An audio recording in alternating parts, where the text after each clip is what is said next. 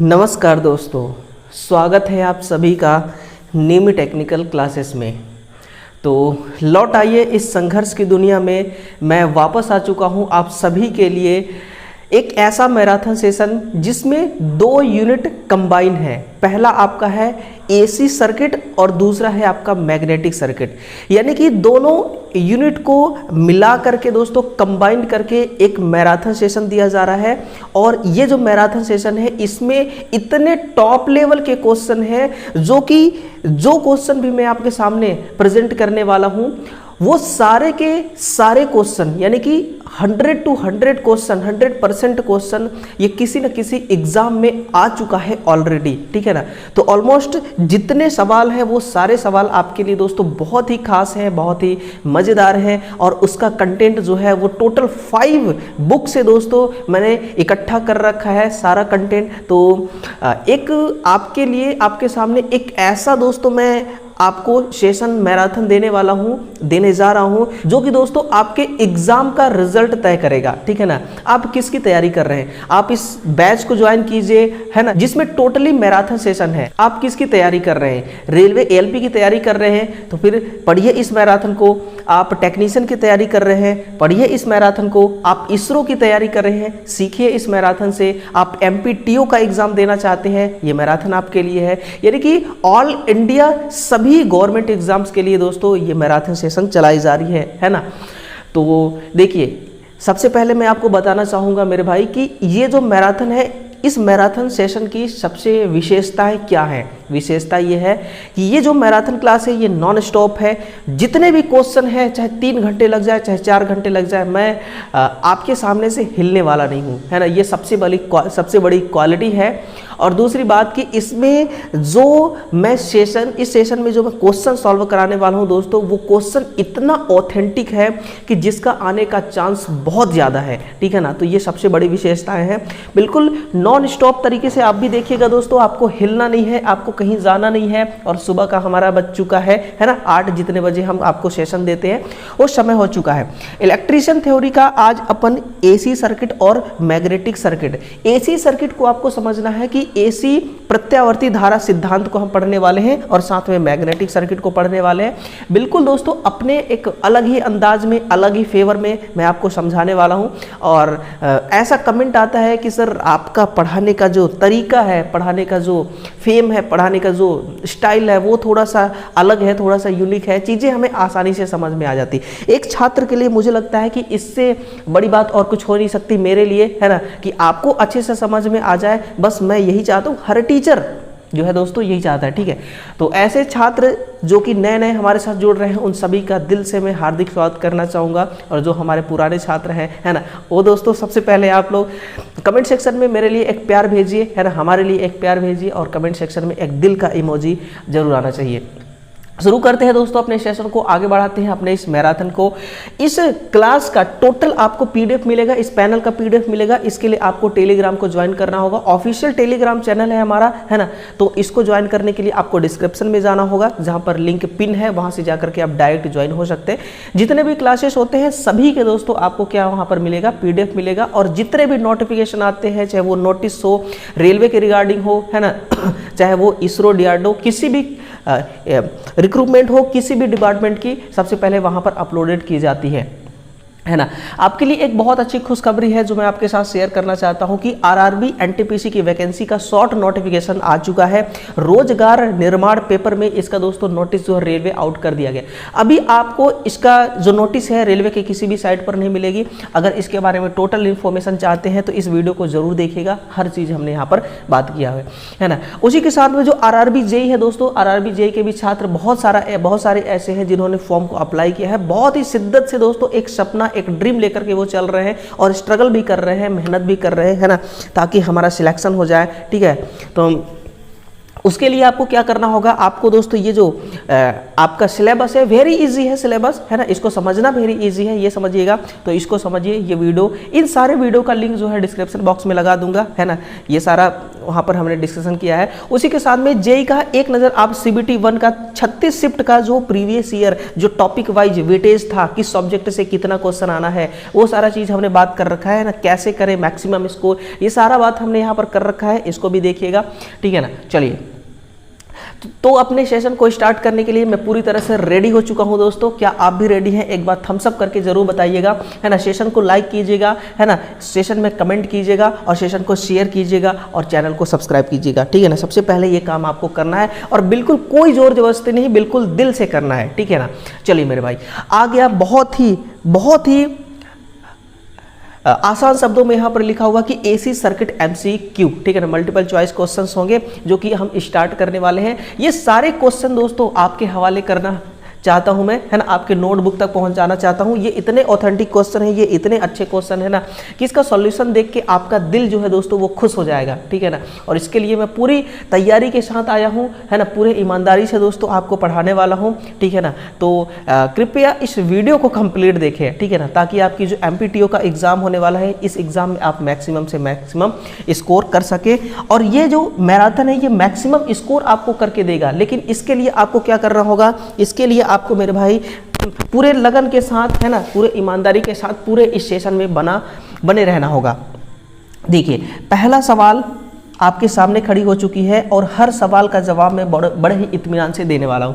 पहला क्वेश्चन आपसे क्या पूछ रहा है कि पहला क्वेश्चन आपसे ये कह रहा है कि बताइए भैया कि alternator curve AC supply is on which, यानी कि अल्टरनेटर जो है एक AC सप्लाई वह है जो, है ना, AC सप्लाई वह है जो, इसका नेचर के बारे में पूछ रहा है कि इसका नेचर कैसा होता है। अपनी कीमत बदलती रहती है, यानी कि कीप्स चेंजिंग इट्स वैल्यू, या फिर कीप्स चेंजिंग इट्स डायरेक्शन, या फिर changes it's value and direction at regular intervals, है ना। यानी कि अपनी कीमत और अपनी दिशा समान समय अंतराल पर ये बदलती रहती है। क्या ये बात सही है ना। क्या आप इस बात से एग्री हैं? आप इस बात से एग्री हैं तो ऑप्शन नंबर C आपके लिए सही हो जाएगा। देखना मेरे भाई, जो इसका ग्राफ होता है ना, ग्राफ के बारे में थोड़ा सा मैं आपको यहाँ पर दिखाना चाहूँगा। ये जो ग्राफ होता है, ये ग्राफ क्या कह रहा है, इस ग्राफ का एक ही मकसद है कि ये अपनी कीमत मीन्स रेट, कीमत मीन्स रेट, यानी कि जो इसकी वैल्यू है, अगर मैं सेकेंड के हिसाब से यहाँ पर देखूँ, है ना, तो अगर ये 1 सेकेंड है, 2 है, 3 है, 4 है, 5 है ना, ऐसे 6, 7, 8, 9, 10, इस प्रकार से ये सेकेंड चल रहा है। तो हर सेकेंड में ये अपनी वैल्यू को क्या करता है, ये अपनी वैल्यू को चेंज कर रहा है, अपने, है ना, कीमत को चेंज कर रहा है। तो ये बिल्कुल AC सप्लाई में यही होता है। फिर बोल रहा है कि ये डायरेक्शन को भी चेंज कर रहा है। आप देखिए, पहले इसका डायरेक्शन यहाँ पर था, फिर इसका डायरेक्शन यहाँ पर आया, फिर इसका डायरेक्शन यहाँ पर आया, फिर यहाँ पर, है ना। इस प्रकार से ये अपने डायरेक्शन को भी चेंज कर रहा है, आप देख पा रहे होंगे, ठीक है ना। इसी प्रकार से नेगेटिव में भी चलती है। तो ये जो बातें कही जा रही है ऑप्शन नंबर C के द्वारा, ये बिल्कुल सही कही जा रही है मेरे भाई, ठीक है ना। आई होप कि आपको समझ में आया होगा कि ऑप्शन नंबर C आपसे क्या कहना चाह रहा है ना। आप तो हैं ही इतने समझदार, इतने इंटेलिजेंट हैं, है ना। मेरे नज़र में हर वो छात्र इंटेलिजेंट है, मेरे नज़र में हर वो छात्र दोस्तों जीनियस है जो कि आज इस सेशन को देख रहा है, ठीक है ना, और पूरे ईमानदारी के साथ देख रहा है। दोस्तों रत्ती भर शक नहीं होना चाहिए आपको अपने इस तैयारी में, है ना। अगर मान लीजिए शक से क्या होता है, शक एक ऐसे शब्द का नाम है ना जो आपको खोखला करेगा, जो आपको क्या करेगा, आपको आपकी तैयारी को बेबुनियाद बनाएगा, है ना। नेक्स्ट है कि एक साइन वेव की उत्पत्ति, है ना, एक साइन वेव की उत्पत्ति कैसी होती है, तो चालक के यूनिफॉर्म मैग्नेटिक फील्ड में घूमने से होता है, या चालक के एक समान कोणीय वेग यानी कि एंगुलर फ्रीक्वेंसी से पैदा होती है। नहीं, चालक की एक समान एंगुलर स्पीड से यूनिफॉर्म 2 मैग्नेटिक पोल में एक चक्कर घूमने से पैदा होती है। यानी कि ये बात तो कह रही है जरूर सही, लेकिन बहुत लंबा चौड़ा है ना। क्या बोला जा रहा है कि अगर यहाँ पर देख लिया जाए N पोल और यहाँ पर देखा जाए S पोल, है ना, ये S है और ये N है। अगर मैं यहाँ पर किसी कंडक्टर को इस प्रकार रख देता हूँ, ठीक है ना, ये देखिए, किसी कंडक्टर को अगर मैं यहाँ पर इस प्रकार रख देता हूँ, ठीक है ना, इस प्रकार से कंडक्टर को रख देता हूँ, तो फिर इस कंडक्टर के जो चारों तरफ मैग्नेटिक फ्लक्स जो रोटेट कर रहे हैं या फिर हाँ रोटेट कर रहे हैं, है ना, और उसी के साथ में ये कंडक्टर भी रोटेट कर रहा है और हर चक्र हर सेकेंड में ये अपने रोटेशन की डायरेक्शन को चेंज कर रहा है। तो इस प्रकार से जब ये घूमता है ना, तो घूमने से क्या होती है, इलेक्ट्रिसिटी जनरेट होती है और उसी इलेक्ट्रिसिटी का साइन वेव आपसे पूछा जा रहा है ना, कैसे उत्पत्ति होती है, तो ऑप्शन नंबर सी के द्वारा उत्पत्ति होती है। ठीक है, तो हमारे इंडिया में आपको पता है, सभी को पता है कि हमारे इंडिया में जो है ये फ्रीक्वेंसी का मान 50 हर्ट्ज है, लेकिन आप कमेंट सेक्शन में दोस्तों लिखेगा कि ऐसा कौन सा देश है जहां पर फ्रीक्वेंसी का मान 60 हर्ट्ज है। ठीक है ना, ये लिखेगा कमेंट सेक्शन में, लिखेगा कि 60 हर्ट्ज की सप्लाई को अप्लाई करने वाला यानी कि यूज करने वाला ऐसा कौन सा स्टेट है। ठीक है ना, तो एक बार ज़रूर करिएगा। ठीक है मेरे भाई, चलते हैं आगे। है लीजिए नेक्स्ट सवाल है कि एसी करंट की आवृत्ति। देखिए पहले क्या है ना, क्वेश्चनों का जो ओरिएंटेशन हमने किया है आपके लिए, तो पहले हमने थोड़ा थोड़ा आसान क्वेश्चनों को डाला है। ठीक है, इसके बाद उससे थोड़ा सा टफ, फिर थोड़ा सा टफ, फिर नेक्स्ट लेवल का, फिर बवाल लेवल का, फिर उससे भी बवाल है, यानी कि सारे क्वेश्चन यहाँ पर है, बस आपको देखते रहना है ना। एसी मीन्स अल्टरनेटिंग करंट की आवृत्ति जो है कैसी है, एक चक्र में पैदा हुए कुल साइकिलों की संख्या या फिर एक सेकेंड में पैदा हुए कुल साइकिलों की संख्या, है ना। यही है आपका ऑप्शन नंबर जो बी कह रहा है, एक सेकेंड में पैदा हुए कुल साइकिलों की संख्या। यानी कि एसी का जो साइन वेव है ये जो जनरेट होता है, जैसे जैसे कॉइल घूमती है, 360 डिग्री कॉइल जब घूमती है, देखिए 360 डिग्री जब ये कॉइल घूम जाती है, 360 डिग्री जब ये कॉइल घूम जाती है, तो एक ये जो साइन वेव है ना, ये भी अपना एक साइन वेव कंप्लीट कर लेता है, यानी कि एक साइकिल जो है कंप्लीट हो जाती है इसकी 360 डिग्री की, 360 डिग्री की साइकिल इसकी भी कंप्लीट हो जाती है। यही बोल रहा है, तो ये हर सेकेंड में होता है। क्या होता है, ये हर सेकेंड में होता है, क्योंकि बात हम किसकी कर रहे हैं, एसी की कर रहे हैं, इसलिए ये हर सेकेंड में होता है। एक सेकेंड में पैदा हुए कुल साइकिलों की संख्या कितनी है, यही कहलाती है आपकी आवृत्ति, यही कहलाती है आवृत्ति। अब आपसे मेरा एक सवाल है ना, और आपसे मेरा गुजारिश भी है कि इस सवाल का जवाब जरूर आप दें और सुने कि भाई आवृत्ति जो है फ्रीक्वेंसी है। अगर मैं आपसे कहूं कि एक ऐसा आपके पास फ्रीक्वेंसी है जो कि 50 हर्ट्ज है, कितना है, 50 हर्ट्ज है, और एक ऐसा फ्रीक्वेंसी है जो 60 हर्ट्ज है। ठीक है ना, 50 हर्ट्ज वाला जो है ये मान लीजिए कि 500 वोल्टेज है, ठीक है ना, और 60 हर्ट्ज वाला जो है ये 100 वोल्ट है। तो इसमें से आपको झटका कौन ज़्यादा देगा, इसमें से करंट का झटका कौन मारेगा, समझिएगा। करंट का झटका का मतलब क्या होता है कि अगर फ्रीक्वेंसी का मान कम है, फ्रीक्वेंसी का मान कम है, तो वो आपको झटका कम देगा, है ना, आपको क्या करेगा, झटका कम देगा। अगर फ्रीक्वेंसी ज़्यादा है तो फ्रीक्वेंसी कम है तो आपको झटका कम देगा, अगर फ्रीक्वेंसी ज़्यादा है तो आपको झटका ज़्यादा देगा। लेकिन फ्रीक्वेंसी इसका भी एक रेंज है, अगर बहुत ज़्यादा फ्रीक्वेंसी का मान है तो फिर आपको झटकने का मौका ही नहीं देगा, वो एक बार अगर चिपका लेगा तो आपको छोड़ेगा ही नहीं, क्योंकि हर सेकेंड में ये, मान लीजिए ये क्या है, फ्रीक्वेंसी क्या है, एक वाइब्रेशन है, ये क्या है, एक वाइब्रेशन है। मान लीजिए कि फ्रीक्वेंसी इस प्रकार से वाइब्रेट कर रही है, देखिए इसका वेव फॉर्म देखिएगा इस प्रकार से होता है, यानी कि जब आपका एसी सप्लाई का जब करंट इस पॉजिटिव वेव फॉर्म में जाएगा तब आपको क्या करेगा, ये चिपका लेगा अपने में। जैसे ही ये करंट निगेटिव में आती है ये आपको छोड़ देगा। ये जो चिपकाने और छोड़ने का जो प्रोसेस चल रहा है ना, यही कहलाती है फ्रीक्वेंसी। अगर एक सेकेंड में 50 बार ये चिपका रही है और छोड़ रही है, चिपका रही है, छोड़ रही है, यही अगर एक सेकेंड में 60 बार चिपकाएगी, छोड़ेगी, चिपकाएगी, छोड़ेगी, लेकिन एक ऐसा रेंज है जो कि बहुत मैक्सिमम अगर फ्रीक्वेंसी का मान हो गया तो फिर दोस्तों ये मतलब कि इतना हाई स्पीड से ये वाइब्रेट करेगी कि ये छोड़ने का टाइम ही नहीं इसके पास है ना। अगर एक बार चिपका लिया सोर्स, कोई व्यक्ति चिपक गया सोर्स से, तो वो छोड़ना दोस्तों उसके लिए थोड़ा सा बहुत बड़ी बात हो जाएगी, यानी कि उसका मौत जो है वो तय है ना। तो ये बात है, इसी को हम कहते हैं, इसी पैरामीटर्स को कहते हैं हम फ्रीक्वेंसी, है ना, इसी को हम क्या कहते हैं, फ्रीक्वेंसी। ठीक है ना, चलिए नोट करते रहिएगा चीज़ों को, नोट करते रहिएगा चीज़ों को, है ना। ये जो बातें दोस्तों बोली जा रही है ना, कई बार और कई सारे ऐसे टीचर भी होते हैं जो पढ़ाते रहते हैं और पढ़ाते पढ़ाते ऐसे शब्द बोल जाते हैं जो ना आपको किताबों में मिलेगा ना आपको और कहीं मिलेगा। ठीक है ना, तो शिद्दत से सुनते रहिएगा, बाकी अपना हाल चाल बयां करते रहिए कमेंट सेक्शन में, है ना, कैसे हैं आप लोग, कैसे नहीं। ठीक है ना, अपना जो सुख दुख है वो बांटते रहिएगा, ठीक है, और वीडियो को शेयर करते रहिएगा। What is the nature of frequency in a pure resistive circuit? अगर एक शुद्ध रेजिस्टिव सर्किट है, ठीक है ना, तो आवृत्ति की प्रकृति कैसी होगी? आवृत्ति मीन्स फ्रीक्वेंसी की प्रकृति कैसी होगी, ये आपको क्या करना है, ये आपको दोस्तों बताना है और बताइएगा इसकी प्रकृति कैसी होगी। पावर फैक्टर यूनिटी होगा या 90 डिग्री आगे होगा, ये जीरो हो गया है ना, जीरो होगा या इन्फिनाइट होगा, तो पावर फैक्टर इसमें कैसा होना है? यूनिटी होना है ना। आप कहेंगे सर बहुत आसान सवाल है, आप क्या कहेंगे? बहुत आसान सवाल है ना। शुद्ध रेजिस्टिव सर्किट में प्रकृति कैसा होता है? आवृत्ति की यूनिटी होती है। क्यों यूनिटी होती है? इसके पीछे का रीजन क्या है ना, वो सुनिए।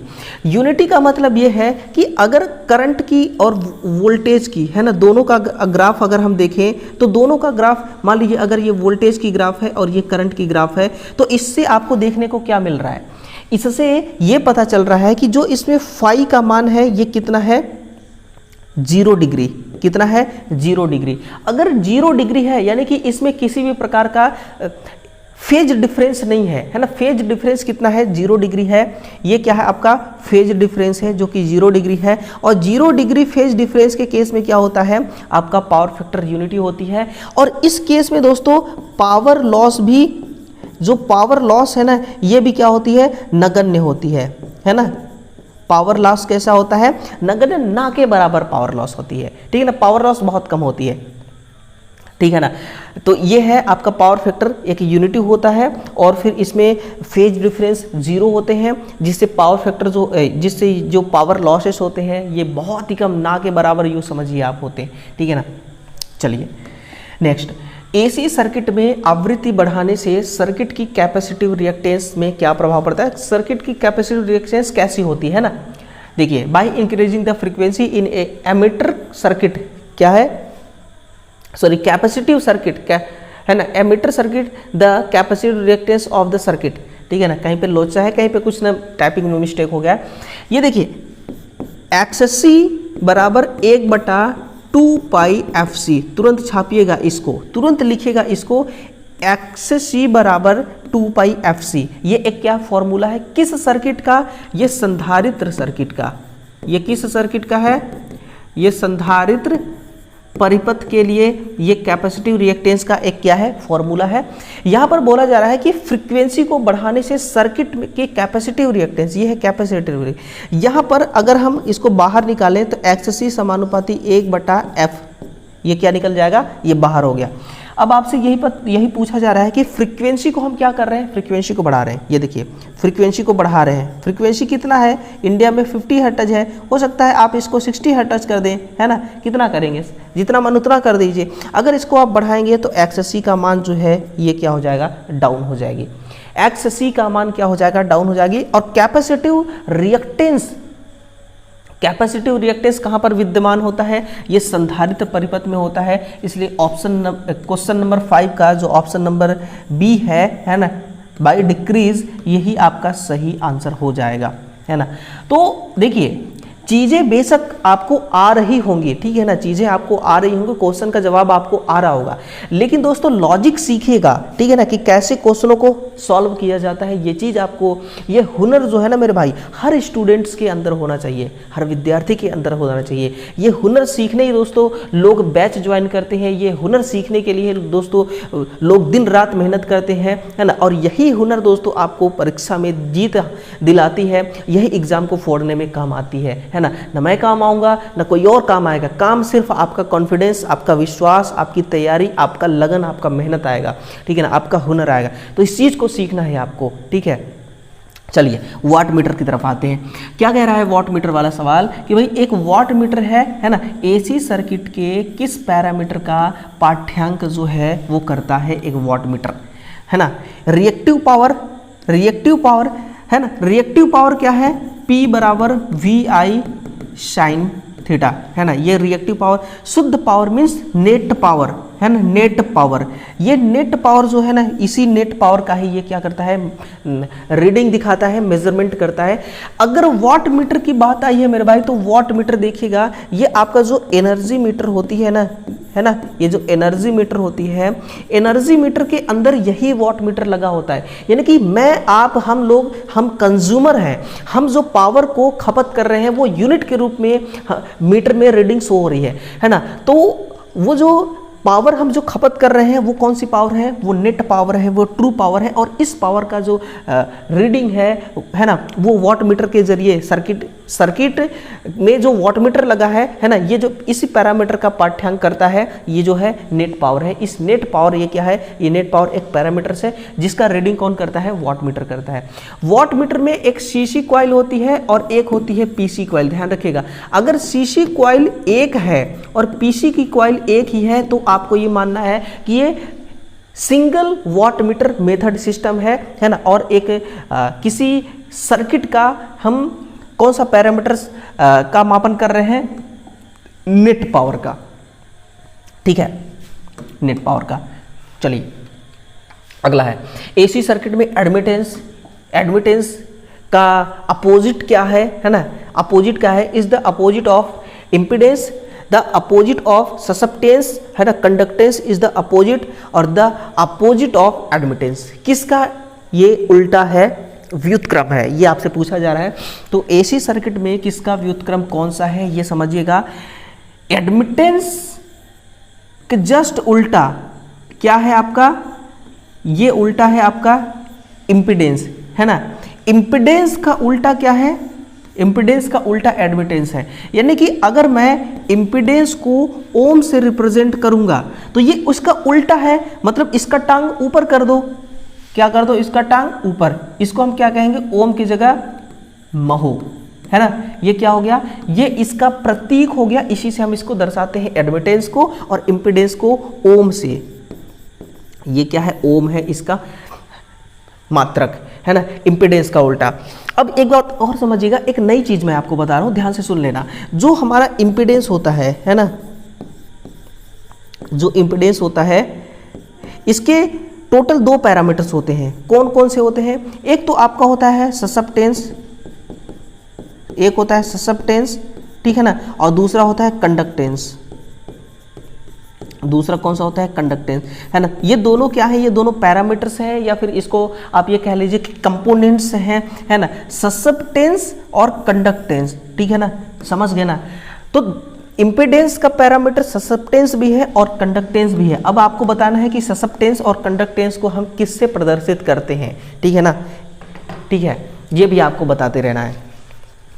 चलिए नेक्स्ट सवाल है, बहुत ही अच्छा सवाल है, मजेदार सवाल है, अपने स्टाइल में समझते हैं। क्या सवाल है कि which of the following describe the angular frequency of oscillation, है ना। क्वेश्चन नंबर 8 जो है, निम्नलिखित में से कौन सी समीकरण ऑसिलेशन की कोणीय फ्रीक्वेंसी को बताती है ना, आप मुझे बताइए।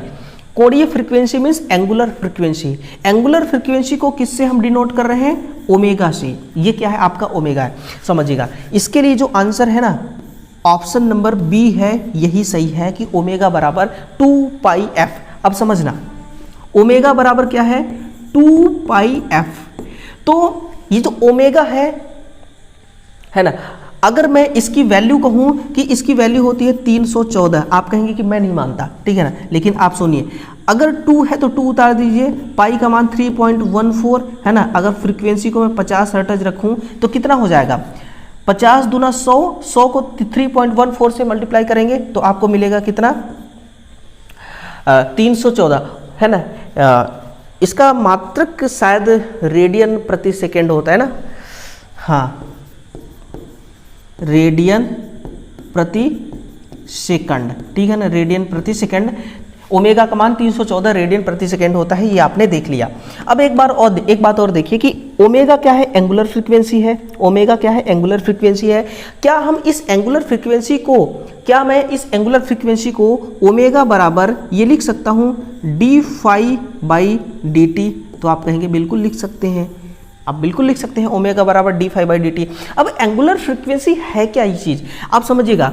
जो AC का साइन वेव होती है, AC का जो साइन वेव होती है, जैसे कि ये हो गया आपका AC का साइन वेव, AC के साइन वेव का जो दर होता है ना, जो रेट होता है, इसमें जो परिवर्तन होता है ना, उसका मापन कौन करता है? उसका मापन आपका ये ओमेगा करता है, ये भाई साहब करते हैं, है ना।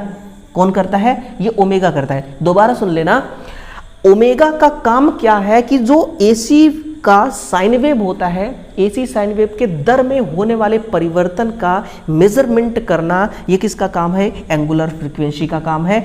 इसे ओमेगा बराबर 2πf लिख सकते हैं या फिर ओमेगा बराबर d∅/dt, इन दोनों से हम इसको लिख सकते हैं, ठीक है ना। समझ गए आप कि एंगुलर फ्रीक्वेंसी क्या है? ये होता है हमारी एंगुलर फ्रीक्वेंसी का मान, है ना।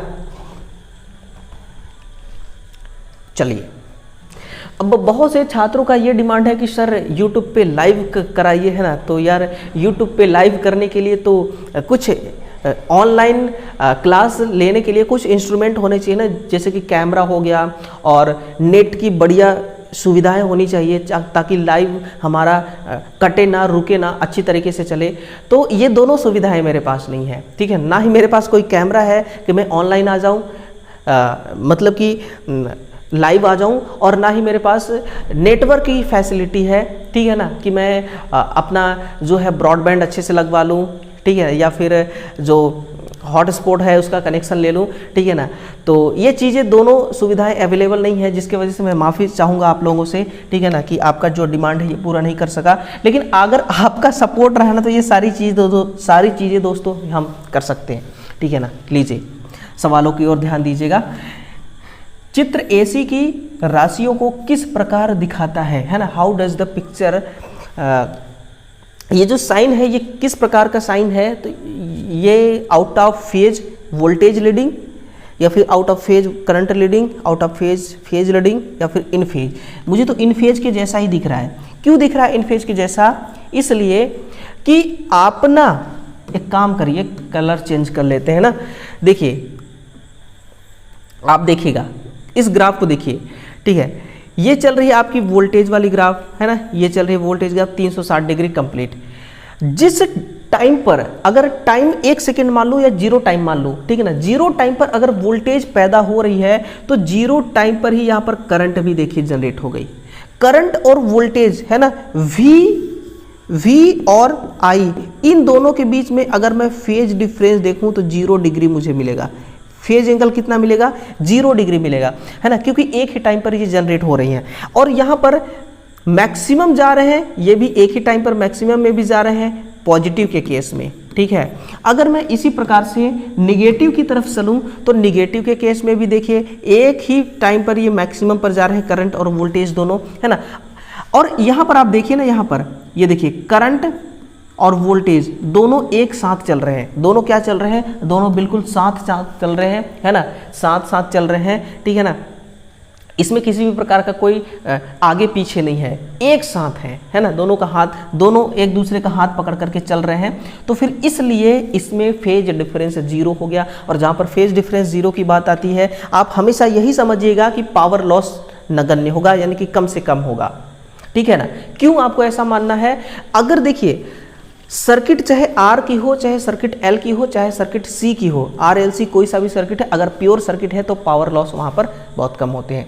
बताइए कि क्या करंट, इस ग्राफ को देखिए और बताइए कि क्या करंट इसमें क्या हो रहा है ना। ये चल रही है वोल्टेज, ये चल रही है वोल्टेज वाली, और ये चल रही है करंट वाली, ठीक है ना। तो यहाँ पर आप देख पा रहे होंगे कि थीटा की वैल्यू जो है वो कितनी है? 30 डिग्री, यानी कि 30 डिग्री पीछे है। 30 डिग्री क्या है? वोल्टेज से लैग कर रही है ना। 30 डिग्री क्या कर रही है? वोल्टेज से लैग कर रही है। यानी कि हम इसको क्या समझ सकते हैं कि हम इसको इंडक्टिव सर्किट, है ना, ये हमारी कौन सी सर्किट है? इंडक्टिव सर्किट कहलाती है ना। ये हमारे एक इंडक्टिव सर्किट है, क्योंकि इसमें वोल्टेज से लैग कर रही है करंट कितना? 30 डिग्री, ठीक है। तो इस प्रकार से ग्राफ को देख करके आपको समझ जाना है, ग्राफ को देख करके आपको समझ जाना है कि करंट और वोल्टेज के बीच में गेम क्या है ना। करंट और वोल्टेज के बीच में लोचा क्या है, ये चीज आपको क्या करना है? समझ जाना है। निम्नलिखित परिपथ से माप रहे हैं, क्या माप रहे हैं? निम्नलिखित सर्किट से आप क्या माप रहे हैं बताइएगा, है ना। देखिए ये आपका एसी सोर्स हो गया, यहाँ से एसी सोर्स जा रही है, इस सोर्स में करंट कितना चल रहा है उसके लिए सीरीज में हमने एम्पियर मीटर लगा लिया। इस सोर्स में वोल्टेज कितना चल रहा है, पैरेलल में वोल्ट मीटर लगा लिया पता करने के लिए, ठीक है ना। अब यहाँ पर हमने क्या लगाया है, वॉट मीटर। अब देखिएगा ये क्या है, हमारी वॉट मीटर है। वॉट मीटर से हम नेट पावर यानी कि ट्रू पावर का मेजरमेंट करेंगे, ठीक है ना। और कौन सी ट्रू पावर, कौन सी true power? True power means एक ऐसा सर्किट जो कि जिसमें लोड कैसा हो, लोड बैलेंस हो, है ना, बैलेंस लोड हो, यानी कि बैलेंस लोड मीन्स संतुलन भार, है ना। कैसा लोड हो, संतुलित भार हो, ठीक है ना, संतुलित भार हो। उस सर्किट का हम क्या कर रहे हैं दोस्तों, उस सर्किट का हम मेजरमेंट कर रहे हैं पावर फैक्टर, है ना। एक ऐसा सर्किट है जिसमें लोड बेस बिल्कुल दोस्तों कैसा है, बिल्कुल संतुलित है ना। उस लोड का हमें पावर फैक्टर ज्ञात करना है, उसी का ये सर्किट दिया हुआ है। और ये कौन सा सिस्टम है पावर फैक्टर मापने की, सिंगल वाट मीटर या 2 वाट मीटर या 3 वाट मीटर? तो हम ये कहेंगे कि ये सिंगल वाट मीटर, है ना। आप कहेंगे सर आपको पता कैसे चल जाता है, आपको पता कैसे चल जाता है कि ये सिंगल है डबल है? तो पता ऐसे चल जाता है ना मेरे भाई, आपको भी पता चल जाएगा। सुनिए तो सही, यहाँ पर एक सीसी कॉइल है, देखिए एक सीसी कॉइल है और एक है पीसी कॉइल, ठीक है ना। ये सीसी और पीसी कॉइल है, सिंगल सीसी और सिंगल पीसी कॉइल है। इसीलिए यहाँ से पता चल गया कि भाई ये सिंगल वाट मीटर मेथड है जो कि एक ऐसे सर्किट से कनेक्ट है जिस सर्किट में लोड बैलेंस है ना, और उसका ये पावर फैक्टर मेजरमेंट कर रहा है। अब ये मत पूछना सर कि इसमें पावर फैक्टर कितना है ना, क्योंकि पावर फैक्टर कितना है यार ये तो मीटर में शो होता तो मैं बता देता, शो नहीं हो रहा है तो कैसे बताऊं, ठीक है ना। चलिए सेशन को देखिए दोस्तों, लाइक बहुत कम मिलता है तो लाइक जरूर कर देना, ठीक है ना। और बिल्कुल अगर आप सपोर्ट करने की बात करते हैं ना तो फिर लाइक से ही शुरू कर दीजिए सपोर्ट करना, ठीक है ना। और वीडियो को शेयर जरूर कर देना मेरे भाई, ठीक है ना। इतना उम्मीद है आपसे। दिल मत तोड़ना दोस्तों, दिल टूटने की आवाज़ नहीं होती लेकिन दर्द बहुत होती है, तो दिल मत तोड़ना मेरा, ठीक है ना। शुद्ध एसी सर्किट में पावर खपत यानी कि पावर जो है कंजप्शन कितनी होती है, मैंने कुछ टाइम पहले आपको बताया कि सर्किट अगर प्योर है, चाहे वो आर सर्किट हो यानी कि रजिस्टिव सर्किट, इंडक्टिव सर्किट या कैपेसिटिव सर्किट हो, कोई सा भी दुनिया का सर्किट हो, अगर वो प्योर है तो फिर वहां पर पावर लॉस दोस्तों ना के बराबर होती है। लेकिन यहाँ पर बात क्या पूछ रहे हैं, पावर खपत कितनी होती है, वही पावर लॉस पावर खपत तो फिर कम होती है अधिक होती है, रजिस्टिव सर्किट के बराबर होती है या शून्य होती है? तो भैया ये शून्य होती है। अगर शून्य का ऑप्शन ना दिया होता तो आप किधर जाते, उसका भी तो कुछ ना कुछ जुगाड़ बताना पड़ेगा मुझे, है ना। हो सकता है कि कंपटीशन का दौर चल रहा है और जो आपके लिए जो क्वेश्चन सेट करेगा, ठीक है ना, वो ये ऑप्शन ही ना दे शून्य वाली, तो फिर आप किधर जाएंगे, है ना। तो बहुत से छात्र हैं बौखला जाएंगे, है ना, गेट से बाहर निकल के भागने लगेंगे, ठीक है। तो आपको ये सब नहीं करना है, आपको करना है कम की तरफ जाना है, निम्न से निम्न होना चाहिए। इंडक्टेंस की इकाई हेनरी है, ठीक है, हमें पता है इंडक्टेंस की इकाई क्या है, हेनरी है, ठीक है। तब इंडक्टिव रिएक्टेंस की इकाई क्या है, इंडक्टिव रिएक्टेंस की इकाई क्या होगी, तब इंडक्टिव रिएक्टेंस की इकाई हो जाएगी ओम, यानी कि ऑप्शन नंबर सी की तरफ आपको मूव करना पड़ेगा। देखना इंडक्टेंस, ठीक है, इंडक्टेंस है ना। अगर एक सर्किट है, देखिए ये एक सर्किट है, इसमें क्या लगी हुई है, कॉइल, ठीक है। इस कॉइल को मैं 230 वोल्ट एसी सप्लाई से जोड़ दूंगा, ठीक है, 230 वोल्ट एसी सप्लाई से जोड़ दिया मैं, है ना। ये क्या है, हमारी एल है, इसमें धारा प्रवाहित हो रही है, इस प्रकार से इसमें करंट फ्लो हो रहा है। इसमें जो इंडक्टिव रिएक्टेंस है ना वो क्या है ना, एक्सएल किस चिड़िया का नाम है, इसका मान होता है 2πfl, है ना। तो एक्सएल का काम ये होता है कि जैसे कि इसमें से जो करंट फ्लो हो रहा है ना, इसमें से जो करंट फ्लो हो रहा है, इस करंट को चुंबकीय क्षेत्र के रूप में इस कॉइल में स्टोर कर देना, है ना। इस कॉइल में क्या करना, स्टोर कर देना। ये किसके वजह से स्टोर होता है, ये इंडक्टिव रिएक्टेंस की वजह से स्टोर हो पाती है। अगर इंडक्टिव रिएक्टेंस ना होता तो इस कॉइल में इलेक्ट्रिक फील्ड जो है ना, मैं यहां पर लिख देता हूं विद्युत क्षेत्र, सॉरी चुंबकीय क्षेत्र, है ना, चुंबकीय क्षेत्र जो है ये स्टोर ना हो पाती, है ना। जो करंट है ये करंट चुंबकीय क्षेत्र के रूप में इस कॉइल में स्टोर होता है ना, और किसी फॉर्म में नहीं होता, है ना, चुंबकीय क्षेत्र के रूप में ही ये क्या करता है, स्टोर होता है। ये किसके वजह से हो पाया, जो इंडक्टिव सर्किट है ना, उस इंडक्टिव सर्किट में विद्यमान एक ऐसा गुण जिसको हम इंडक्टिव रिएक्टेंस कहते हैं, इसी गुण के कारण ये संभव हो पाया है ना, नहीं तो ना हो पाता। ठीक, चलिए, एक शुद्ध इंडक्टिव सर्किट में क्या है, एक शुद्ध इंडक्टिव सर्किट में क्या होता है, शुद्ध इंडक्टिव सर्किट में V बराबर L इंटू DI/dt, ठीक है ना, इसको समझिएगा, शुद्ध इंडक्टिव सर्किट में यही होता है। शुद्ध इंडक्टिव सर्किट में क्या होता है, V बराबर L into DI/dt। Option number जो डी है ये आपके लिए क्या हो जाएगा, सही हो जाएगी, है ना। आगे बढ़ते हैं कि किसी ऐसी सीरीज परिपथ में वोल्टेज करंट से थीटा कोण आगे है ना, यहाँ पर थीटा लिखना भूल गया, ये होगा थीटा कोण आगे है, तब पावर फैक्टर का मान कितना होगा ये आपको बताना है, ठीक है ना। एक ऐसी सीरीज परिपथ है, सीरीज परिपथ में वोल्टेज करंट से थीटा कोण आगे है तो पावर फैक्टर कितना होगा, पावर फैक्टर आपका हो जाएगा cos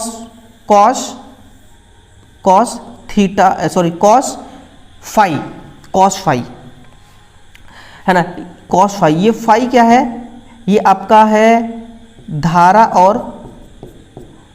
प्लस वोल्टेज के बीच में फेज डिफरेंस, है ना, ये है आपका फाई का मान।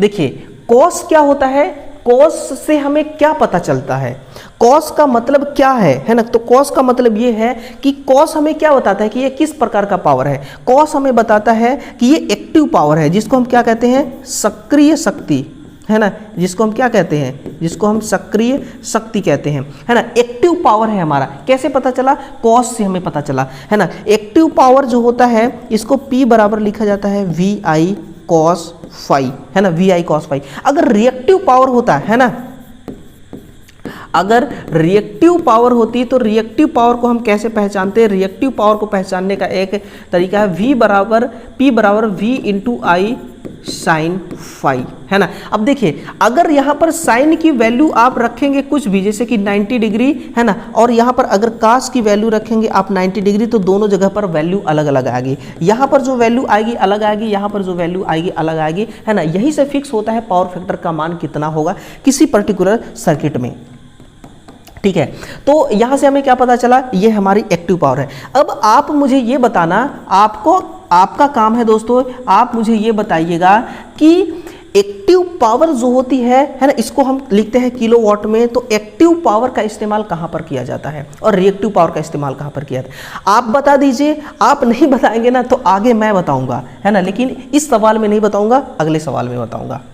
ओके, चलिए नेक्स्ट है कि एसी का औसत मान और इफेक्टिव मान। इफेक्टिव मान मीन्स अधिकतम मान, समझिएगा, है ना। अधिकतम मान यानी कि आरएमएस मान भी आप समझिएगा, क्रमशः होता है ना। इफेक्टिव मान, चलिए अधिकतम मान 0.307, ये तो पहले ही गलत हो गया। अधिकतम मान ये भी गलत हो गया। अधिकतम मान 0.6, ये भी गलत हो गया। अधिकतम मान ये सही है ना। आरएमएस मान 0.707, ठीक है ना। और एवरेज मान आपका कौन सा हो गया, ये हो गया। अब आप समझिएगा चीज़ों को थोड़ा सा, है ना, समझिएगा मैं आपके लिए क्या कंटेंट देना चाह रहा हूँ। मैं ये आपको समझाना चाह रहा हूँ कि ये जो मैक्सिमम वैल्यू आपको मिली है ना, ये कैसे आया हुआ है, 0.707 आया कहाँ से, है ना। इसका कुछ रता पता, कुछ रास्ता, कुछ तरीका होगा, कहीं ना कहीं से तो आया होगा है ना। तो इसको सुनिए आप,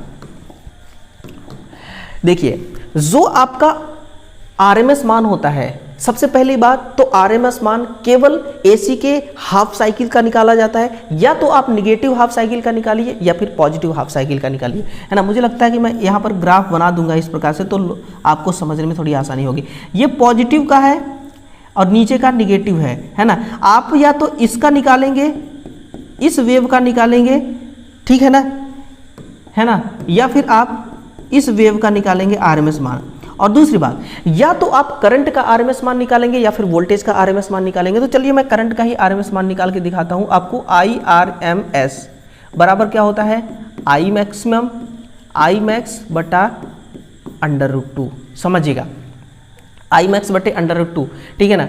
अगर √2 का मान मैं आपसे पूछूं तो आप कहेंगे सर 1.414 होता है, ठीक है ना, 414 होता है। ये क्या है, पूरे ये फुल यानी कि √2 का पूरा मान है, कितना है, इतना। हम हाफ साइकिल का निकाल रहे हैं करंट का आरएमएस मान, तो इसको भी हम हाफ करेंगे। इसको जब आप डिवाइड करेंगे 0.707 पाएंगे। बहुत ही आसान था, क्या था, बहुत ही आसान था। लेकिन जब तक आता नहीं दोस्तों तो यही चीज़ें हमें क्या लगती हैं, टफ लगती हैं। अब नेक्स्ट आइए, एवरेज वैल्यू कहाँ से आती है। अगर करंट की मैं एवरेज वैल्यू निकालूं तो इसके लिए क्या फॉर्मूला होता है, इसके लिए फॉर्मूला होता है 2/पाई एवरेज, पाई एवरेज या पाई मैक्सिमम, पाई मैक्स है ना, ये हो गया, ठीक है ना। तो आई एवरेज बराबर क्या हो गया, आई एवरेज बराबर 2 पाई का मान 3.14 है ना, इसको मल्टीप्लाई करेंगे 0.367 है ना, अरे 0.367 आपको क्या मिल जाएगा, एक एवरेज वैल्यू मिल जाएगी, ठीक है ना। तो ये दोनों वैल्यू कहाँ से आया, ठीक है, मैं इसको पूरा फाइंड आउट करके दिखा दिया। 0.707 क्या है, ये आरएमएस मान है। आरएमएस मान वोल्टेज का भी हो सकता है, आरएमएस मान करंट का भी हो सकता है, लेकिन ये हमेशा हाफ साइकिल का ही होता है ना, हाफ साइकिल का ही होता है। पहले आप ऊपर का हाफ साइकिल निकालेंगे, फिर नीचे का हाफ साइकिल निकालेंगे, इस प्रकार से आप निकालते हैं आरएमएस मान, ठीक।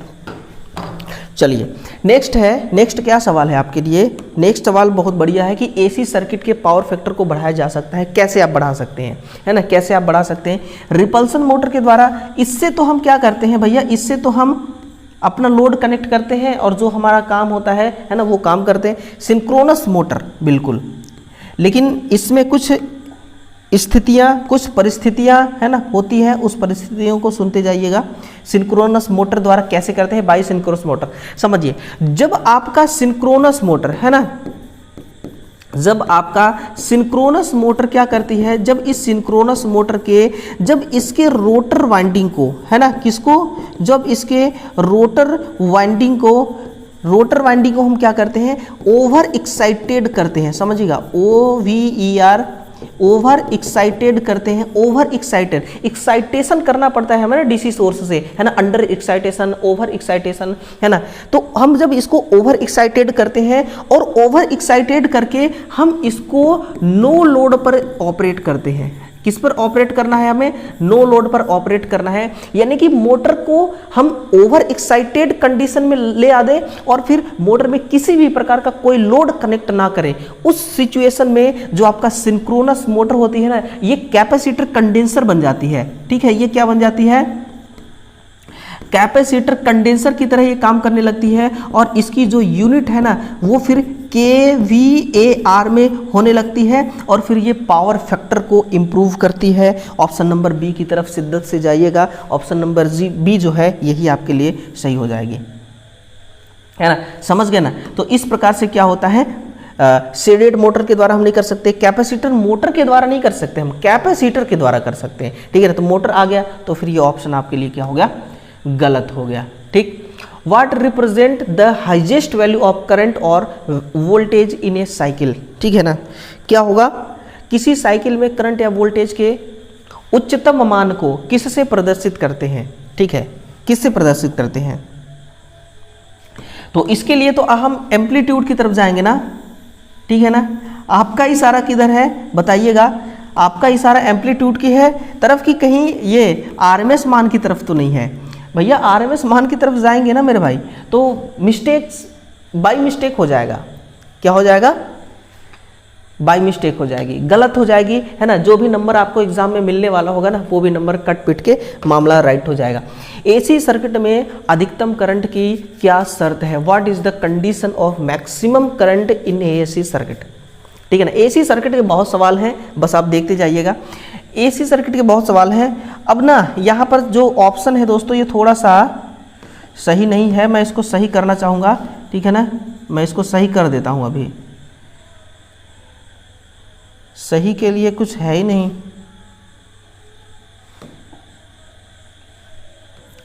यहाँ पर ये होना चाहिए, देखिए एसी सर्किट में मैक्सिमम करंट कब चलती है ये आपसे पूछ रहा है, तो वो चीज़ मैं आपको बता देता हूँ। ऑप्शन भले ही थोड़ा सा रॉन्ग है ना। तो देखिए कब होता है, जब सर्किट रेजोनेंस कंडीशन में आ जाती है, यानी कि XL और XC दोनों क्या हो जाते हैं, इक्वल हो जाते हैं, तब इसको हम क्या कहते हैं, अनुनादी परिपथ। इसको हम क्या कहते हैं, इसको अनुनादी परिपथ कही जाती है ना। किस कंडीशन में, जब XL और XC दोनों एक समान हो जाते हैं तो सर्किट अनुनादी हो जाती है।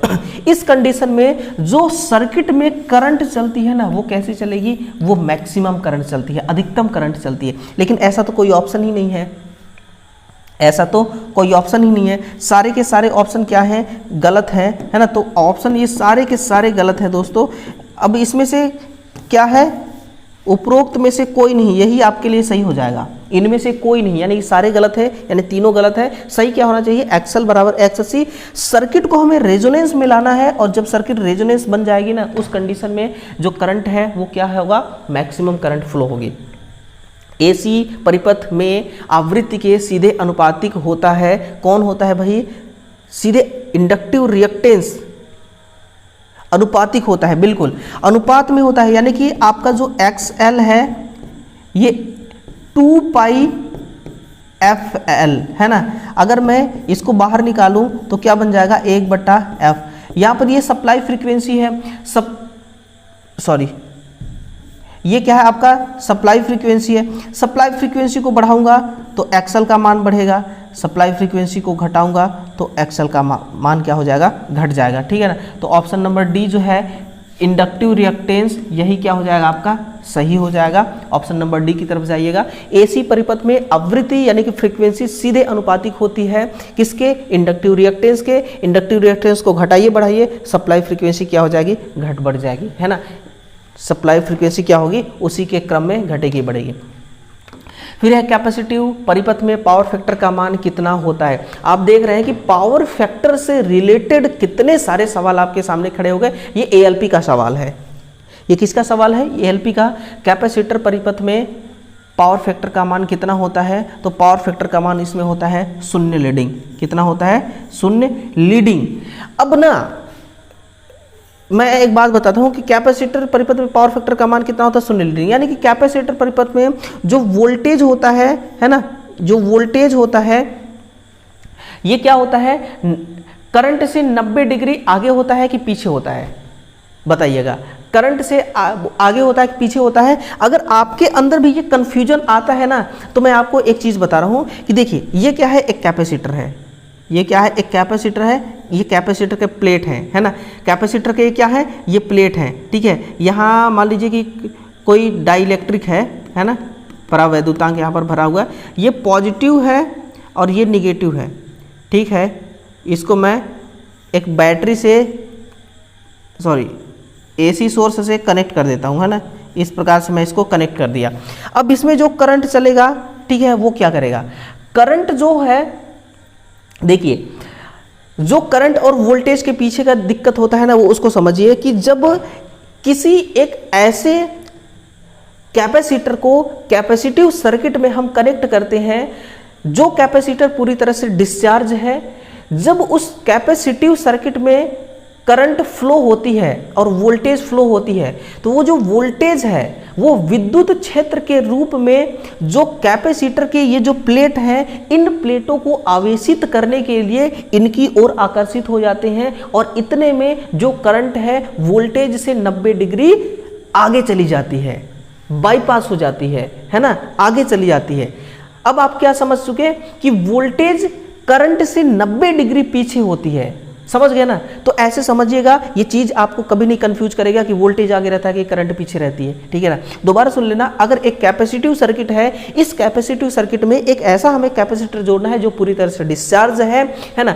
जब इस कैपेसिटिव सर्किट में हम सप्लाई अप्लाई करेंगे तो इसमें से जो वोल्टेज है वो कैपेसिटर के डिस्चार्ज प्लेटों को चार्ज करने के लिए उस प्लेट की तरफ चली जाएगी, और इतने में करंट को मिल जाएगा मौका और मार देगा चौका, यानी कि चला जाएगा वो करंट वोल्टेज से आगे 90 डिग्री, ठीक है ना। तो यही होती है लीडिंग का केस होता है ना, 0 लीडिंग, ठीक है ना। यही आपका क्या हो जाएगा, करेक्ट आंसर हो जाएगा। तो क्वेश्चन नंबर 22 का क्या हो जाएगा, ऑप्शन नंबर बी सही आंसर हो जाएगा। नेक्स्ट देखिएगा कि एसी सर्किट में पावर फैक्टर बढ़ाने के लिए कैपेसिटर की रेटिंग होती है।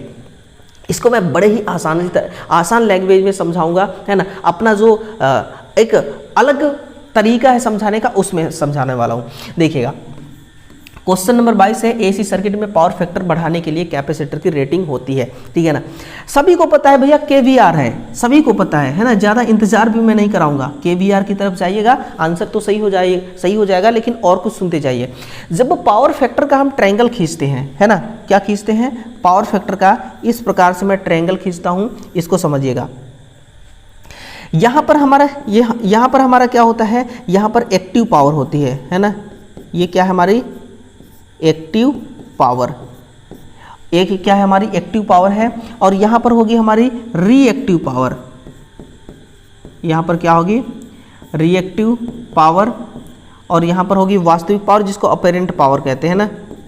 ये हमारी है वास्तविक पावर। वास्तविक पावर को हम केवीए में लिखते हैं, रिएक्टिव पावर को हम केवीएआर में लिखते हैं, और एक्टिव पावर को हम किलोवाट में लिखते हैं। अब समझिएगा, जो आपकी एक्टिव पावर है, यहाँ पर पावर बराबर वी आई कॉस फाई होगा, और यहाँ पर पावर जो होगी वी आई साइन फाई होगी, वी आई साइन फाई होगी। अब ये जो रिएक्टिव पावर है, इसका यूज हम पावर फैक्टर को ही सुधारने के लिए क्यों करते हैं। जैसे कि एक्टिव पावर का यूज कहाँ पर किया जाता है, तो मेरे भाई एक्टिव पावर का यूज कोई नहीं बताएगा, ये मोटर में चलाने के लिए किया जा सकता है ना। मोटर चलाने के लिए हम एक्टिव पावर का इस्तेमाल कर सकते हैं, लेकिन रिएक्टिव पावर का इस्तेमाल मोटर हम नहीं चला सकते इस पावर से।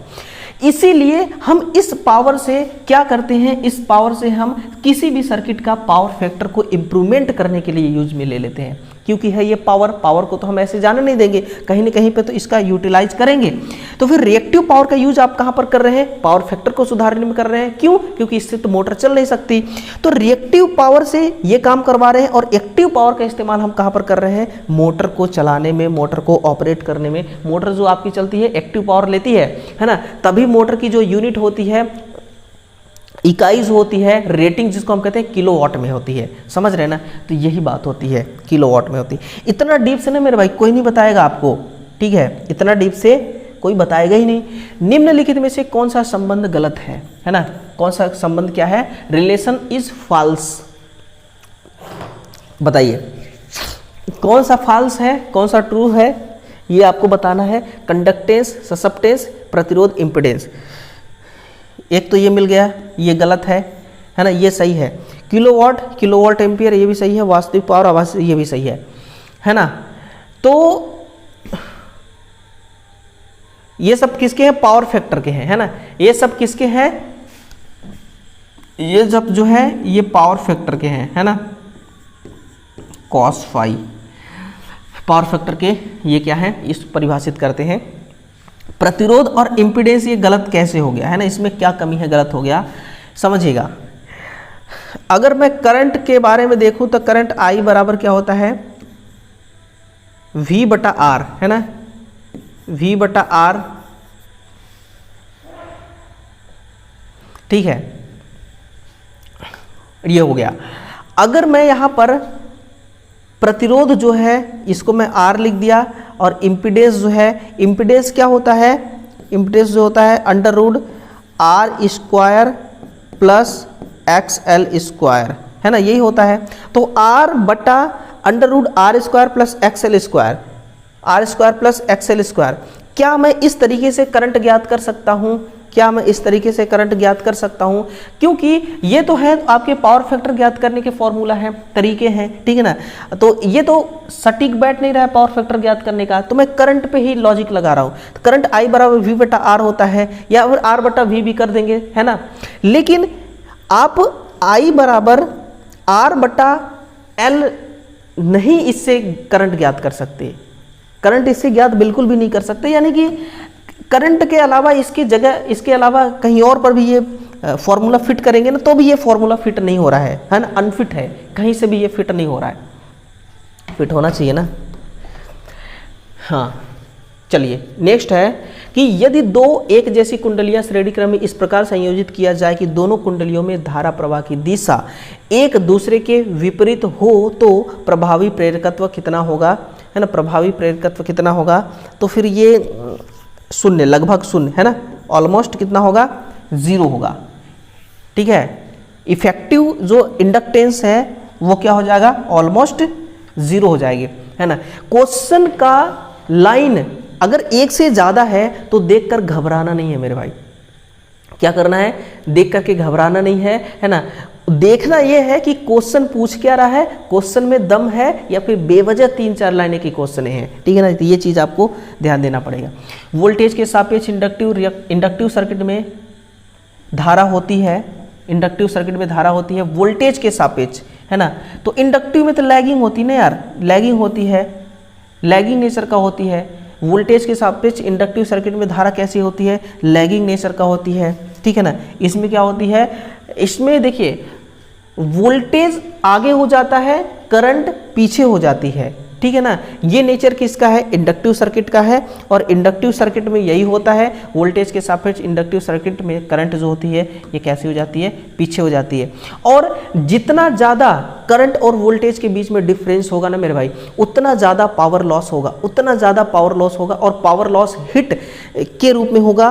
और देखिए पावर लॉस अगर ज़्यादा हो रहा है, पावर लॉस ज़्यादा हो रहा है, यानी कि पावर फैक्टर का मान अगर ज़्यादा कम है तो फिर पेनाल्टी भी देना पड़ता है। लेकिन हम जैसे आप जैसे लोग पेनाल्टी इसमें नहीं देते हैं, पेनाल्टी देता है जैसे कोई इंडस्ट्रीज हो गया, अगर वहाँ का पावर फैक्टर बहुत ज़्यादा डल है, वहाँ का पावर फैक्टर बहुत ज़्यादा कम है, तो फिर उनको अलग से पेनाल्टी गवर्नमेंट करती है और वो पेनाल्टी उनको भरना पड़ता है ना। ये चीज़ होती है। तो इसीलिए वो कैपेसिटर पैनल लगवा के रखते हैं, ठीक है ना, कैपेसिटर पैनल लगवा के रखते हैं।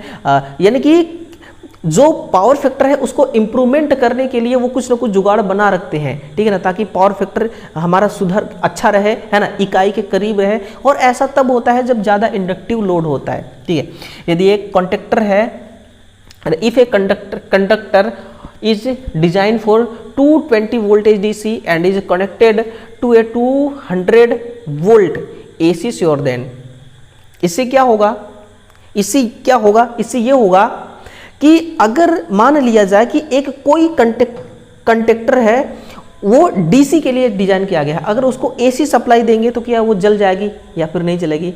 तो पहली बात तो ध्यान दीजिए कि जलेगी नहीं, क्या है, जलेगी नहीं, है ना, जलेगी नहीं। भले से उतना अच्छे तरीके से काम नहीं करेगी लेकिन जलेगी नहीं। लेकिन एसी वाले को अगर डीसी सप्लाई से जोड़ दे तो वो फिर जलना ही जलना है। कॉन्ट्रैक्टर अच्छा कार्य करेगा, कर ही नहीं सकता, डीसी के लिए बनाया गया है, एसी सप्लाई देंगे तो कैसे अच्छा कार्य करेगा, है, गुड वर्क नहीं करेगा।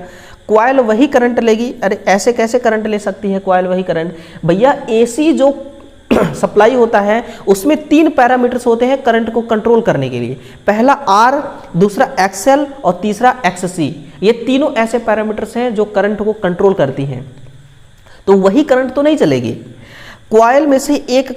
कॉइल में से कम करंट प्रवाहित होगी, है ना, कॉइल में से क्या होगी, कम करंट प्रवाहित होगी और वह कॉन्टैक्टर का कार्य सुनिश्चित नहीं करेगा, यानी कि कॉन्टैक्टर का कार्य सुनिश्चित नहीं करेगा। ये बात बिल्कुल सही है ना। ऑप्शन नंबर डी की तरफ मैं क्यों नहीं गया, क्योंकि यार यहाँ पर डायरेक्ट लिखा हुआ ना नष्ट हो जाएगा, नष्ट तो हो ही नहीं सकता, नष्ट किसी भी कंडीशन में नहीं हो सकता। कैपेसिटिव रिएक्टेंस का मान परिवर्तित रहता है, कैपेसिटिव रिएक्टेंस का मान परिवर्तित रहता है, यानी कि एक्स की बात हो रही है। एक्स बराबर 1/2 पाई एफ सी, है ना। कैपेसिटिव रिएक्टेंस कौन है, ये है एक्स है ना। कौन सा मान परिवर्तित रहता है, फ्रीक्वेंसी के व्युत्क्रमानुपाती, ये होगा फ्रीक्वेंसी के व्युत्क्रमानुपाती, ठीक है ना। कैपेसिटिव रिएक्टेंस का मान परिवर्तित रहता है आरोपित वोल्टेज के व्युत्क्रमानुपाती, आरोपित वोल्टेज के अनुक्रमानुपाती या फ्रीक्वेंसी के अनुक्रमानुपाती। ये देखिए फ्रीक्वेंसी के अनुक्रमानुपाती, फ्रीक्वेंसी को बढ़ाएंगे एक्ससी घटेगा, फ्रीक्वेंसी को घटाएंगे एक्ससी बढ़ेगा, है ना। दोनों एक क्या है, दोनों एक छत के नीचे कभी नहीं रह सकते, है ना, ये वाली बात है। किसी एसी परिपथ के लैगिंग पावर फैक्टर को सुधारना है आपको, है ना। आपको क्या करना है, किसी एसी सर्किट का लैगिंग पावर फैक्टर है उसको सुधारना है, तो सप्लाई लाइन में सप्लाई लाइन के किस क्रम में आपको कैपेसिटर संयोजित करना है ना? तो समांतर क्रम में। अगर मैं आपसे कह दूं कि क्यों समांतर क्रम में आप करेंगे, क्या वजह है ऐसा, है ना? तो हो सकता है कि आप लोगों की बोलती भी बंद हो सकती है ना? ये समझिएगा, जो फेज और न्यूट्रल होता है उसी के बीच का गेम होता है दोस्तों, आप समझिएगा यहाँ पर थोड़ा सा ना, कि समांतर में कैपेसिटर जोड़ने से जो फेज और जो न्यूट्रल होती है ना, दोनों, कौन कौन, फेज और न्यूट्रल दोनों लोड से उच्च एम्पियर रिएक्शन पावर को कम कर देता है, जिससे क्या होती है, पावर फैक्टर इंप्रूव हो जाती है ना? दूसरा, कैपेसिटर ऊर्जा को संग्रहित करता है और बाद में उसे रिलीज कर देता है, जिससे सिस्टम के पावर फैक्टर में अंतराल को बैलेंस किया जा सकता है, जिससे पावर फैक्टर इंप्रूवमेंट हो जाती है।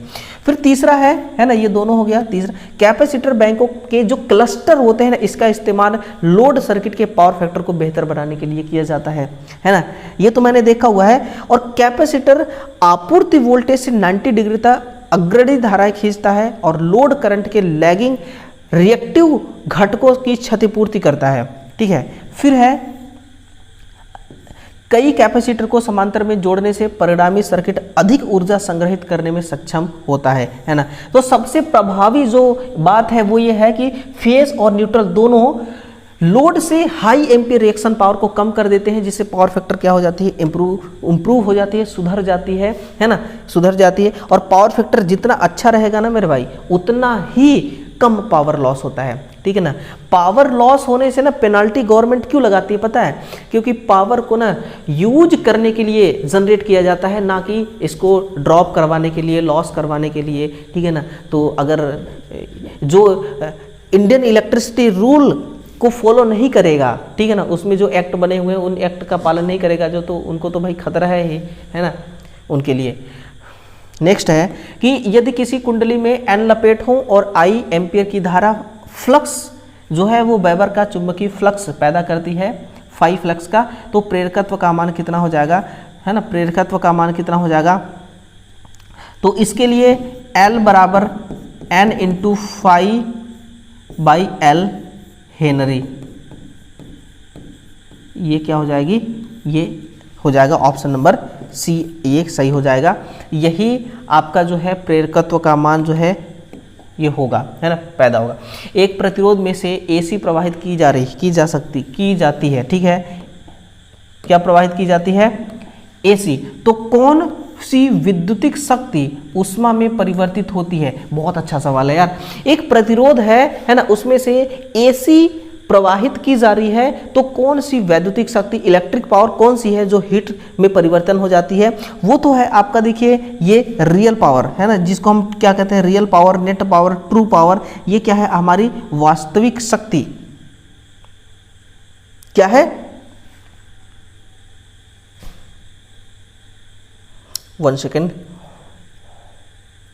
आभासी के वास्तविक शक्ति, बिल्कुल हाँ। इसीलिए जो हीटर होती है ना, जो हीटर होती है उसकी रेटिंग वाट में होती है। आप देखते होंगे कि हीटर जो आप खरीदते होंगे मार्केट में, है ना, तो वो वाट में आती है, 100 वाट की, 150 वाट की, 200 वाट की। क्यों? क्योंकि जो इसमें हीट जनरेट हो रही है ना, वो हीट जनरेट करने के लिए कौन से पावर का कंजप्शन यहाँ पर हो रहा है, वो है electric power. Sorry, electric power का कौन सा पावर है?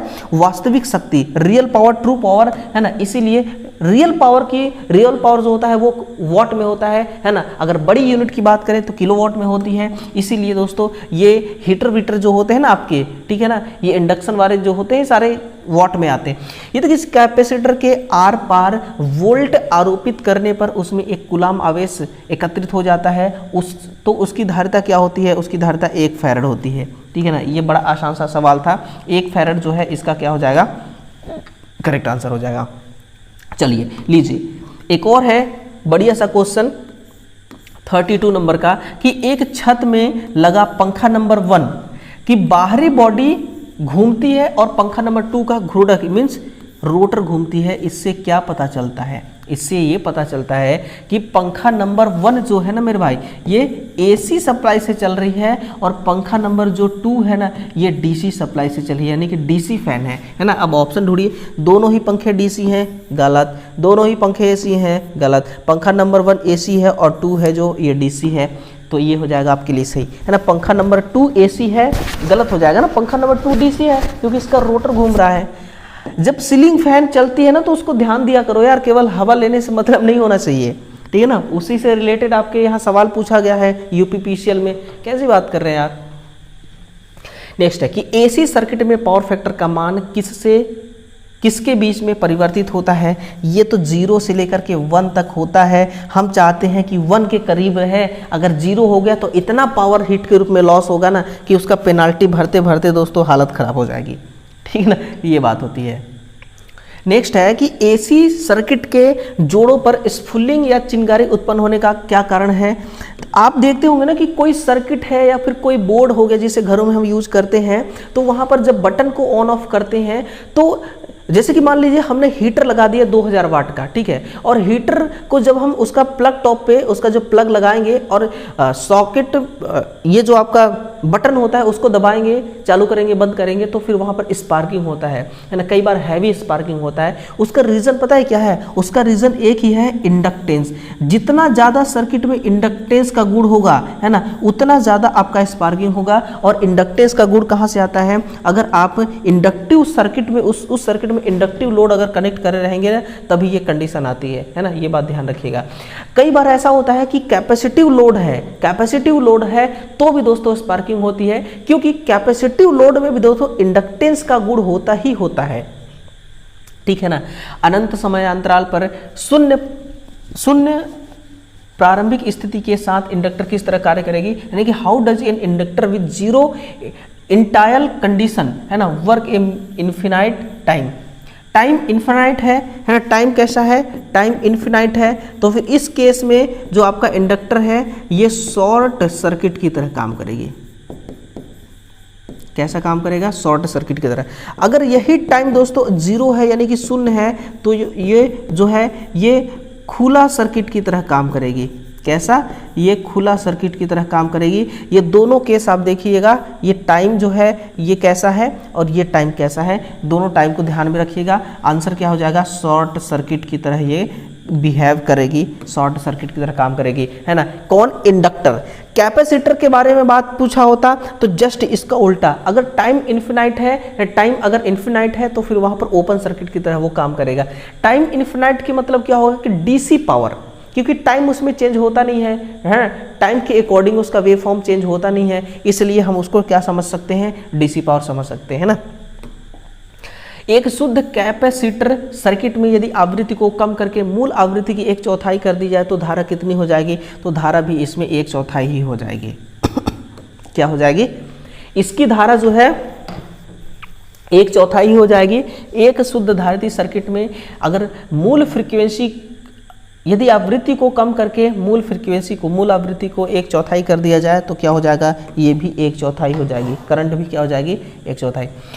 फिर a capacitor is connected in parallel, the capacitor is connected with a resistor in a circuit when to the circuit then the current following through the resistor will be the source.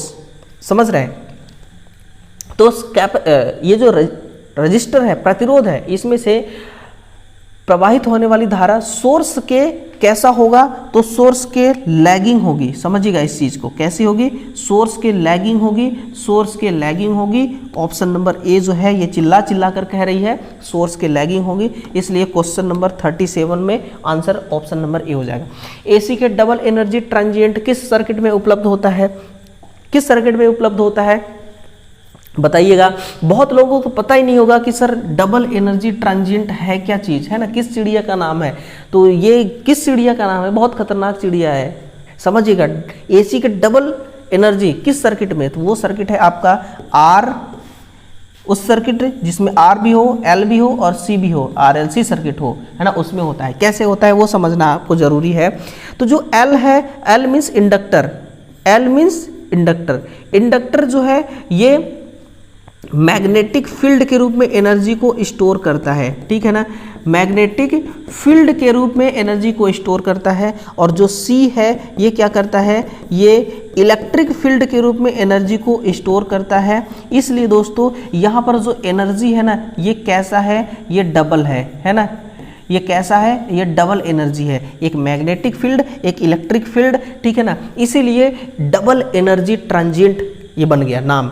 ये किस circuit में होता है, ये RLC circuit में होता है, ना ही ओनली R, ना ही ओनली C और ना ही ओनली L सर्किट में होता है। डबल एनर्जी का मतलब जिस सर्किट में एक से अधिक अवयव लगे हों, है ना, वो क्या हो गया, कंपोनेंट्स लगे हों, वो क्या हो गया आपका डबल एनर्जी। अगर कुछ और होता तो फिर ट्रिपल हो जाता, उससे भी कुछ और होता है ना तो 4 गुना हो जाता, 4 एनर्जी हो जाती। तो लेकिन ऐसा कुछ है ही नहीं, है ना, इसलिए क्या हो जाएगा ऑप्शन नंबर डी। अगला क्वेश्चन 39 है कि किसी RLC सर्किट श्रेणी में जब सोर्स की फ्रीक्वेंसी रेजोनेंस की फ्रीक्वेंसी से अधिक हो जाती है। अब समझना, रेजोनेंस फ्रीक्वेंसी किसको कहते हैं, रेजोनेंस फ्रीक्वेंसी उसको कहते हैं जब XL और XC दोनों क्या हो जाए, एक दूसरे के समान हो जाए, बराबर हो जाए, इक्वल हो जाए, और जब करंट मैक्सिमम चलने लगे, ठीक है ना। ये कौन सी सिचुएशन कहलाएगी, फ्रीक्वेंसी की, सर्किट की रेजोनेंस फ्रीक्वेंसी वाली सर्किट। अगर श्रेणी सर्किट में जब सोर्स की फ्रीक्वेंसी रेजोनेंस की फ्रीक्वेंसी से अधिक हो जाती है तब ये लैगिंग हो जाती है। समझिए लैगिंग वाला ऑप्शन कहाँ, ये है सोर्स धारा लागू वोल्टेज से पीछे हो जाती है, यानी कि लैगिंग हो जाती है। अगर यहाँ पर लिखा होता कि कम तो यहाँ पर हो जाता लीड, है ना, आगे, ठीक है ना। लैगिंग और लीडिंग का ये जो बात है ना, ये इसको समझिएगा। यहाँ पर लिखा होता अधिक, ठीक है, तो यहाँ पर क्या होगा, यहाँ पर होगा लैगिंग। अगर लिखा होता कम तो हो जाता यहाँ पर अधिक, ठीक है ना, लीडिंग। 41 नंबर का है शायद। अब देखिए कम ही सवाल बचे होंगे, फिर आपका ये मैग्नेटिक सर्किट वाला सवाल स्टार्ट होने वाला है, ठीक है ना। हम कहाँ तक पहुँच चुके हैं, 41 नंबर तक। क्या कह रहा है सवाल कि which of the following factors is a opposite of diversity factor. ये जो आपका डाइवर्सिटी फैक्टर है इसका उल्टा कौन है ना, निम्नलिखित में से विविधता कारक का उल्टा कौन सा कारक होता है। डाइवर्सिटी फैक्टर क्या है, diversity factor means maximum demand, है ना। इसका मतलब क्या होता है, मैक्सिमम डिमांड, ठीक है ना, मैक्सिमम डिमांड होता है आपका डाइवर्सिटी फैक्टर। और डाइवर्सिटी फैक्टर का मान जो होता है ना, हमेशा दोस्तों इकाई से अधिक होना चाहिए, सदैव इकाई से क्या होना चाहिए, अधिक होना चाहिए, ठीक है ना। इसका मान कैसा होना चाहिए, सदैव इकाई से अधिक होना चाहिए, ये आप समझिएगा। जो आपका कॉन्सिडेंस फैक्टर है यही क्या है, इसका उल्टा होता है ना। संयोग फैक्टर जो होता है, कॉन्सिडेंस फैक्टर जो होता है, यही आपका डाइवर्सिटी फैक्टर यानी कि विविधता कारक का अपोजिट होता है ना। फैराडे के नियम में दर्शित ऋणात्मक चिन्ह क्या दर्शाता है, क्या दर्शाता है, तो फैराडे के नियम में दर्शित ऋणात्मक चिन्ह क्या दर्शाता है, तो ऋणात्मक चिन्ह जो है ये ऋणात्मक चिन्ह। अब फैराडे का नियम क्या है, E बराबर -n d∅/dt, है ना, ये फॉर्मूला होता है। तो ये जो माइनस वाला चिन्ह है ये, इसके बारे में सवाल पूछा गया है। ये जो दर्शित ऋणात्मक चिन्ह जो है सिंबल है, ये क्या दर्शाता है, ऋणात्मक धारा ऋणात्मक बल नहीं, उत्पन्न बल। हाँ, उत्पन्न बल यानी कि प्रेरित EMF और मैग्नेटिक फ्लक्स चुंबकीय प्रवाह में परिवर्तन के विरुद्ध चिन्ह होते हैं, है ना। ये होते हैं ऑप्शन नंबर बी आपके सही, यानी कि जो आपका इंड्यूस्ड EMF है, ठीक है ना, वो और मैग्नेटिक फ्लक्स है, इसमें जो चेंजेस हो रहे हैं विरुद्ध चिन्ह होते हैं, यही आपके यही जो है माइनस जो चिन्ह है यही बताता है, ठीक है ना। इसी प्रकार से वोल्टेज जो है जनरेट होते हैं। फैराडे ने आपको पता है ना, फैराडे ने 2 प्रकार का नियम दिया था, एक मोटर मशीन जनरेटर के लिए और जो दूसरा है वो आपका बैटरी के लिए, किसके लिए, इलेक्ट्रोलाइट के लिए, बैटरी के लिए, ठीक है। तो चलिए हमारा जो मैराथन सेशन है दोस्तों ये अपने इंटरवल पर कदम रख चुका है, इंटरवल पर आ चुका है ना। और चुंबकीय सर्किट का MCQ अब स्टार्ट होने वाला है, ठीक है ना। और अगर मैं सच आपको बताऊं तो रात के बज रहे हैं 1:30, जिसको हम कहते हैं 1:30, तो रात के बज रहे हैं 1:30 और शूटिंग हो रही है आपके लिए मैराथन सेशन, है ना। चारों तरफ सन्नाटा है, अंधेरा ही अंधेरा है ना, कोई नहीं दिख रहा है, पूरी दुनिया सो रही है और मैं जाग रहा हूँ आप लोगों के लिए, ठीक है ना। तो आपका प्यार है जो मुझे सोने नहीं दे रहा है, ठीक है ना। कहते हैं ना, अगर दिल लगी किसी भी इंसान के साथ अगर सच्ची वाली हो जाए ना, तो फिर दोस्तों उसका जो प्यार है ना, उसके बदले अगर कुछ भी मांग ले वो, ठीक है ना, तो वो देने को तैयार हो जाता है। वही मेरे साथ हो रहा है कि बच्चों का ये मांग है, बच्चों का ये डिमांड है, और उनकी डिमांड पे खरा उतरने के लिए ना, उनकी डिमांड को पूरा करने के लिए रात के 1:30 बजे मैं मैराथन क्लास शूट कर रहा हूँ, ठीक है ना। अगल बगल जो जितने भी हैं लोग, जो मेरे साथ का बंदा जो रहता है, ये सारे सो रहे हैं, ठीक है ना, पूरी दुनिया सो रही है, लेकिन मैं जग रहा हूँ और वो भी आपके लिए जग रहा हूँ, ठीक है ना। तो ये जो बात है दोस्तों, ये बिल्कुल सही बात है, ठीक है ना, सही बात बोल रहा हूँ मैं आपके लिए, आपके सामने। और अब देखिए चुंबकीय सर्किट की ओर भी बढ़ते हैं और देखते हैं मैग्नेटिक सर्किट में किस किस प्रकार के पैरामीटर्स हैं, मैग्नेट कैसे काम करता है, किस किस टाइप के मैग्नेट होते हैं, कहाँ यूज किया जाता है ना। और मैग्नेट से रिलेटेड जितने भी दुनिया भर की क्वेश्चन बनते हैं, एग्जाम में पूछा जाता है ना। उसके लिए अब क्वेश्चन की शुरुआत होने जा रहा है। पहला क्वेश्चन आपके सामने है ना, AC circuit complete, magnetic circuit start. चलिए स्टार्ट नाउ। पहला क्वेश्चन है, यानी कि 43 नंबर का क्वेश्चन है, उसी सीरीज में चल रहा है ना। चुंबक के द्वारा अल्प मात्रा में प्रत्याकर्षित होने वाली पदार्थ क्या कहलाती है। यानी कि प्रत्याकर्षण का मतलब क्या हो गया, रिपल करना, है ना। ये कौन सा पदार्थ होता है, ये होता है डायामैग्नेट, डायामैग्नेट, ठीक है ना। ये क्या बोल रहा है यहाँ पर, अल्प मात्रा में, बहुत कम मात्रा में, इसको हम कहते हैं डायामैग्नेट। और डायामैग्नेट का पता है, मैं आपको उदाहरण अगर बताऊं तो इसका जो उदाहरण होता है वो एंटीमनी और बिस्मिथ। कौन कौन से हैं, ये आपका एक हो गया एंटीमनी, है ना, ये हो गया आपका एंटीमनी, और फिर बिस्मिथ। ये दोनों ऐसे पदार्थ हैं, अगर इनको चुंबकीय क्षेत्र में रख दिया जाए ना, तो चुंबकीय क्षेत्र का मान ही कम हो जाता है। यानी कि इनमें ना मैग्नेट का गुण नहीं आ पाता, ठीक है ना। जो मैग्नेट का जो दोस्तों प्रॉपर्टीज होता है, मैग्नेट का जो प्रॉपर्टीज होता है वो इन दोनों के अंदर नहीं आ पाती है, ना ही एंटीमनी के अंदर, ना ही बिस्मिथ के अंदर आ पाती है। इसलिए इनका जो म्यू का मान है, यानी कि चुंबकशीलता का मान है, वो लगभग दोस्तों 0 के बराबर, यानी इकाई से बहुत ही कम होता है। इसी को कहा जाता है डायामैग्नेट। और डायामैग्नेट में कौन कौन से मटेरियल आते हैं, बहुत सारे मटेरियल आते हैं, उनमें से एंटीमनी और बिस्मिथ भी है, ठीक है। चलिए नेक्स्ट क्या है, निम्नलिखित में से कौन सा गुण एक चुंबक में नहीं होता, बताइएगा। चुंबक में ऐसा कौन सा गुण है जो नहीं होता है, विच of the following properties is not present in a magnet. ठीक, पदार्थ जैसे कि लोहा हो गया, आयरन हो गया और स्टील हो गया, इसको आकर्षित करती है, बिल्कुल सही बात है। विपरीत ध्रुव एक दूसरे को प्रतिकर्षित और समान ध्रुव एक दूसरे को आकर्षित करती है। ये जो बात है ना दोस्तों, ये इस बात में बिल्कुल दम नहीं है, ये आपको गुमराह कर रहा है, और सही भी यही होगा, ये भी ध्यान रखिएगा, सही भी यही होगा, है ना, दूसरा होगा भी नहीं, ठीक है ना। लेकिन इसको समझिएगा कि आप कभी आपने ये सोचा कि चुंबक में जब सेम पोल होते हैं उसके आमने सामने, तो वो एक दूसरे को दूर धकेलता है, क्यों, क्या रीजन होते हैं। मैं पहले ही आपको बता दे रहा हूं कि चुंबकीय लाइनें, मैग्नेटिक लाइंस एक दूसरे को प्रतिच्छेद नहीं करती, मतलब कि टच नहीं करती, काटती नहीं, इस चीज को पकड़ के रखना, ठीक है ना। ये क्या है, ये एक चुंबक है जिसमें है N और एक तरफ है S, ठीक है। और यहाँ भी एक चुंबक है, इसके जब जस्ट सामने यहाँ पे S पोल है, इसका N पोल है।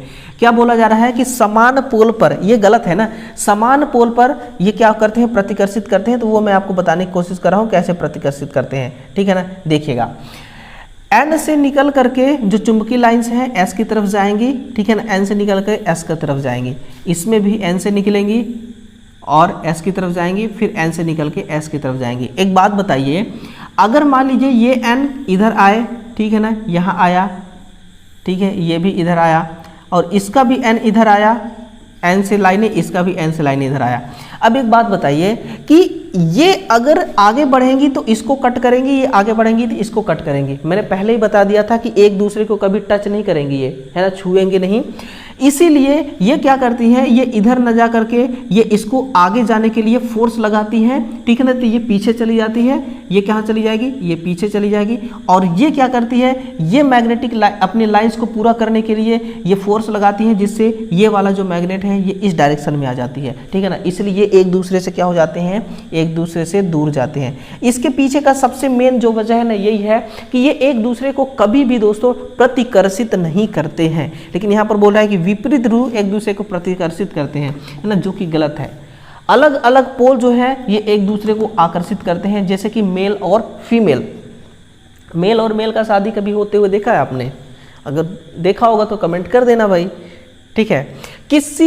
यदि किसी चुंबक को गर्म किया जाए, किसी चुंबक को तोड़ा जाए, मरोड़ा जाए तो क्या होगा, गर्म किया जाए तो क्या होगा, ये सारी अगर कहानियाँ आपसे पूछे एक मैग्नेट से रिलेटेड, तो आपका जवाब क्या होना चाहिए कि चुंबकीय गुण कम हो जाते हैं। अरे गुण नहीं भैया, सीधे खत्म हो जाएंगे। ये क्या हो जाएगा, सीधे नष्ट हो जाएगा। इसीलिए आपने देखा होगा कि जो मोटर जनरेटर होते हैं, अगर उनका कॉइल शॉर्ट सर्किट भयानक तरीके से होता है, या फिर अगर वो मोटर या जनरेटर ओवरहीट हो जाती है, तो फिर उसके अंदर जो विद्यमान अवशिष्ट चुंबकत्व होता है, रेजिडुअल मैग्नेट जो होता है, वो समाप्त हो जाता है। फिर हम उसको डीसी सोर्स के द्वारा फिर से उसमें उस पदार्थ में, उस बॉडी में हम अवशिष्ट चुंबकत्व डालते हैं, ठीक है ना। क्यों? क्योंकि यहाँ से पता चल रहा है ना कि अगर चुंबक को गर्म करते हैं आप, अगर चुंबक को आप हीट करते हैं तो चुंबकीय गुण खत्म हो जाता है, और स्पार्किंग के दौरान तो वो वैसे भी हीट होता है, इसलिए वहाँ भी खत्म हो जाता है, और यही मामला आता है वहाँ पर भी, ठीक है ना। तो एक ही सवाल से देखिए कितने सारे सवाल आपके सॉल्व हो गया, है ना। एक विद्युत घंटी में निम्न चुंबक काम आता है ना। A electric bells use the following magnet. Magnet जो है यूज हो रहा है कहाँ पर, इलेक्ट्रिक बेल के लिए, ठीक है ना। कौन सा मैग्नेट होगा, ये वैद्युत मैग्नेट होगा। कौन सा होगा, वैद्युत मैग्नेट। जो मैग्नेट होता है ना, वो मैग्नेट एक्चुअल में काम कैसे करता है, यानी विद्युत घंटी मैग्नेट काम कैसे करता है, यानी कि इस विद्युत घंटी में एक क्या होगी, वाइंडिंग होगी, एक कॉइल लपेटी गई होगी, और साथ में एक प्लंजर टाइप का आप कह सकते हैं कि स्ट्रिप, यानी कि पतली सी पत्ती लगी होगी। जब उसमें सप्लाई जाएगी ना, तो वो पत्ती क्या करेगी, वाइब्रेट करती है, नागिन डांस करती है, और जैसे ही वाइब्रेट करेगी तो फिर वो टन टन टन टन की आवाज़ आती है, ठीक है ना। यही रीज़न होता है इलेक्ट्रिक बेल में इलेक्ट्रोमैग्नेट होता है, परमानेंट मैग्नेट कभी नहीं होता, ध्यान रखना आप। निम्नलिखित में से चुंबक बनाने की कौन सी विधि है, विच of the following is a method of making a magnet, है ना। अगर आपको मैग्नेट मेकिंग करना है तो कौन सा मेथड यूज करेंगे, प्रेरण विधि, इंडक्शन मेथड, बिल्कुल सही। इंडक्शन मेथड द्वारा हम चुंबक बना सकते हैं, है ना। यानी कि जो कॉइल होगा, एक कॉइल को हम सप्लाई देंगे और दूसरे कॉइल को पहले वाले कॉइल के मैग्नेटिक फील्ड में रखेंगे, इसको कहते हैं इंडक्शन मेथड। वैद्युत धारा विधि, यानी कि कॉइल में डायरेक्ट सप्लाई दे देंगे, ठीक है ना, दोनों कॉइल में, इससे भी बन जाती है। स्पर्श विधि, इससे भी बन जाती है। यानी कि जो ऑलमोस्ट फाइनल जो आंसर होगा वो होगा आपका ऑप्शन नंबर डी, उपरोक्त सभी, है ना। ये तीनों मेथड है जिससे हम मैग्नेट बना सकते हैं, मैग्नेट की मेकिंग कर सकते हैं। The material use for shielding और स्क्रीनिंग ऑफ मैग्नेटिज्म इज, ठीक है ना। क्या होगा, सबसे पहले तो समझिए शील्डिंग का मतलब क्या है ना, स्क्रीनिंग का मतलब क्या है। इसका मतलब एक ही है दोस्तों, मतलब इसका इससे है कि चुंबकीय परिरक्षण। शील्डिंग का मतलब किससे है, परिरक्षण, है ना। चुंबकीय परिरक्षण के लिए चुंबकीय क्षेत्र सोर्स को केंद्रित करने वाली सामग्री का इस्तेमाल किया जाता है। दूसरा, चुंबकीय परिरक्षण के लिए परिरक्षित मात्रा के आसपास बंद कंटेनर बनाया जाता है। तीसरा, चुंबकीय परिरक्षण की प्रभावशीलता सामग्री की पारगम्यता पर निर्भर करता है। तीसरा, ठीक है ना, ये भी हो गया, ये भी हो गया। इसको सुनिए, चुंबकीय परिरक्षण के लिए कई बड़े एक दूसरे के अंदर बनाए जाते हैं ताकि हर बाड़े के अंदर एक क्षेत्र कम हो जाए, ठीक है ना। इसके बाद चुंबकीय परिरक्षण के लिए अतिचालक, जिसको हम कहते हैं सुपर कंडक्टर पदार्थ भी इस्तेमाल किए जाते हैं, है ना। सुपर कंडक्टर पदार्थ का भी इस्तेमाल किया जाता है चुंबकीय परिरक्षण के लिए, है ना। तो ये सारी चीज़ें हैं, इनका जो चुंबकीय स्क्रीनिंग या फिर मैग्नेटिक शील्डिंग है। मैग्नेटिक शील्डिंग का मतलब मैंने आपको समझा रहा था कि मैग्नेटिक शील्डिंग कहते किसको है ना। तो प्रयोग किया जाने वाला पदार्थ क्या है, इसके लिए मृदु इस्पात, मैग्नेटिक शील्डिंग के लिए मृदु इस्पात प्रयोग करते हैं। ऑप्शन नंबर डी जो है ये करेक्ट हो जाएगा। और सुपर कंडक्टर भी यूज किया जाता है। अब सुपर कंडक्टर के लिए कौन सा पदार्थ सही है, तो मरकरी सही है, लेकिन इसका भी एक टेम्परेचर का रेंज होता है, उस टेम्परेचर पर वो एक सुपर कंडक्टर की तरह बिहेव करता है, अन्यथा वो भी एक सामान्य कंडक्टर की तरह वो भी बिहेव करती है ना। मरकरी, ध्यान रखिएगा, पारा, ठीक है। ये हो गया 49 नंबर का, ठीक है ना। 49 नंबर क्या कह रहा है कि एक चुंबकीय फोर्स जो कि किसी चुंबकीय सर्किट में चुंबकीय फ्लक्स को सेट करता है, ठीक है ना, या उसकी तरफ झुकाव रखता है, वह क्या कहलाती है। 49 नंबर का सवाल है। तो magneto motive force, electromotive force, है ना, मैग्नेटोमोटिव फोर्स होगा, मैग्नेटोमोटिव फोर्स होगा। जैसे कि इलेक्ट्रिक सर्किट में वोल्टेज होता है जिसको हम ईएमएफ कहते हैं, वैसे ही मैग्नेटिक सर्किट का वोल्टेज होता है उसको हम मैग्नेटोमोटिव फोर्स कहते हैं, मींस एमएमएफ। एमएमएफ बराबर एन इंटू आई, है ना, एम्पियर टन्स, ठीक है। ये क्या है, इसका मात्रक है। एम्पियर टन्स क्या है, इसका यूनिट है, इनकी मात्रक है ना। चलिए 50 नंबर, विद्युत के किस हिस्से में चुंबकीय शक्ति सबसे अधिक होता है, वो कौन सा हिस्सा है, वो कौन सा पार्ट है ना। Which part of magnetic has a greatest magnetic strength, कहाँ पर होता है सबसे ज़्यादा मैग्नेटिक स्ट्रेंथ, तो वो होती है उनके पोलों पर। तो ऑप्शन नंबर बी को देखिएगा, मैग्नेट के ध्रुव में, यानी कि मैग्नेट का जो पोल होता है, चाहे वो एन पोल हो चाहे वो एस पोल हो, पोल पे सबसे ज्यादा ताकत होता है मेरे भाई, इसीलिए ये आकर्षित होते हैं, यानी कि दूसरे सामने पड़े चुंबक को ये खींचने की ताकत रखते हैं, और सामने पड़े चुंबक में अगर सेम पोल है तो उसको धकेलने की ताकत रखते हैं। ये जिससे क्या पता चलता है, जिससे ये पता चलता है ना कि इसके पोल में सबसे ज्यादा क्या होते हैं, शक्ति होती है, स्ट्रेंथ होती है ना। ये बात आप सीख चुके होंगे कि स्ट्रेंथ सबसे कहां पर होती है, अधिक। अगर सेंटर की बात किया जाए तो सेंटर पर जीरो होती है मैग्नेटिक फील्ड, है ना। सेंटर पर क्या होती है, मैग्नेटिक फील्ड जीरो होती है। अधिक से अधिक धारितीय गुण रखने वाले पदार्थों को किस उत्पादन हेतु प्रयुक्त किया जाता है। Material having maximum capacity are used for the production of, है ना, प्रोडक्शन ऑफ। तो इसके लिए हम अधिक से अधिक धारितीय गुण, अधिक से अधिक धारितीय गुण मतलब कि म्यू का मान जहां पर 1000 हो, म्यू का मान जहां पर कितना हो, लगभग 1000 हो। और ऐसा किसमें होता है, ऐसा होता है आपका परमानेंट मैग्नेट, जिसको हम क्या कहते हैं, फेरोमैग्नेट, है ना, जिसका उदाहरण है alnico,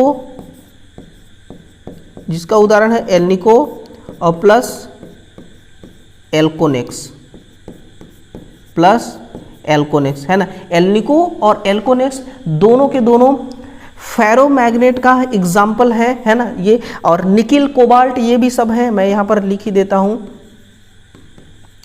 nickel plus cobalt, nickel cobalt alnico alcomax, ये सब के सब क्या है, इसके एग्जाम्पल हैं। और जो आपका परमानेंट मैग्नेट होता है मिस फेरोमैग्नेट, वहां पर चुंबकशीलता का मान इकाई से बहुत ज़्यादा अधिक होता है, कई, है ना, कई गुना अधिक होता है, मीन्स 1000, कितना, 1000 होता है।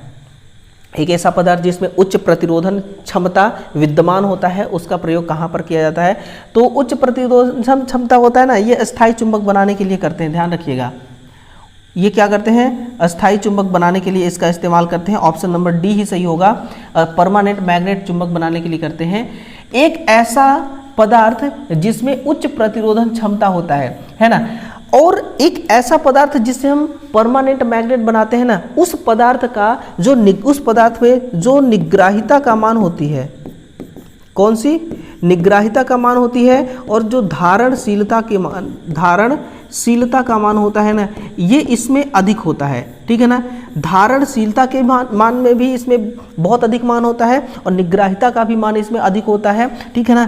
परमानेंट मैग्नेट के अंदर, परमानेंट मैग्नेट बनाने वाली मटेरियल के अंदर, ये आप समझिएगा, है ना। यहाँ पर जो है मटेरियल की बात कही जा रही है, ठीक है।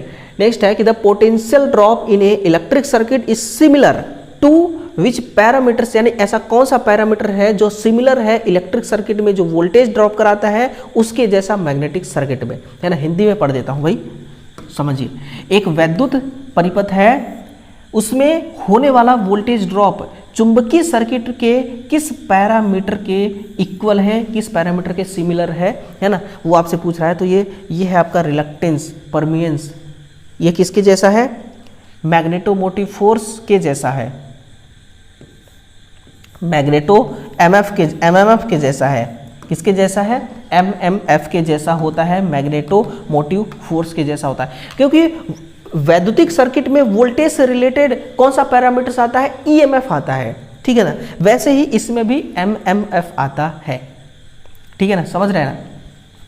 लीजिए नेक्स्ट है कि which of the following graphs in use to show the relation between magnetic flux density and magnetic field strength of a particular material. Particular वो कौन सा मटेरियल है ना, कौन सा मटेरियल है,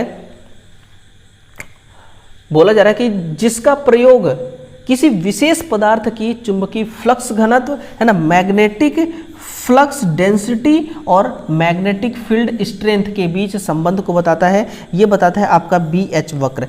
B means magnetic flux density और H means चुंबकीय क्षेत्र सामर्थ्य, यानी कि मैग्नेटिक फील्ड स्ट्रेंथ, है ना। इनके बीच जो ग्राफ बनता है उसको कहते हैं BH ग्राफ।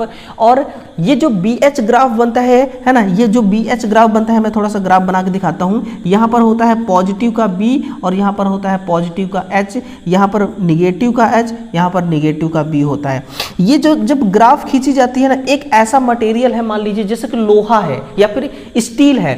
स्टील में जब हम एक कॉइल लपेटते हैं और उसको सप्लाई से जोड़ देते हैं ताकि वो जो स्टील है उसके अंदर परमानेंट मैग्नेट का गुण आ जाए, है ना। तो उसके लिए जब यहाँ पर रिसर्च किया जा रहा था ना, तो देखा जा रहा था कि अगर मैं फ्लक्स मैग्नेटिक फील्ड स्ट्रेंथ को, अगर इसके मान को मैं बढ़ाता हूं तो जो flux density, magnetic flux density का मान है वो किस रेशियो में बढ़ता है ना। तो आपको यहां से पता चलेगा कि जैसे आप H का मान बढ़ाएंगे, है ना, तो यहां से मान आपको 0 से बढ़ता हुआ दिखाई देगा।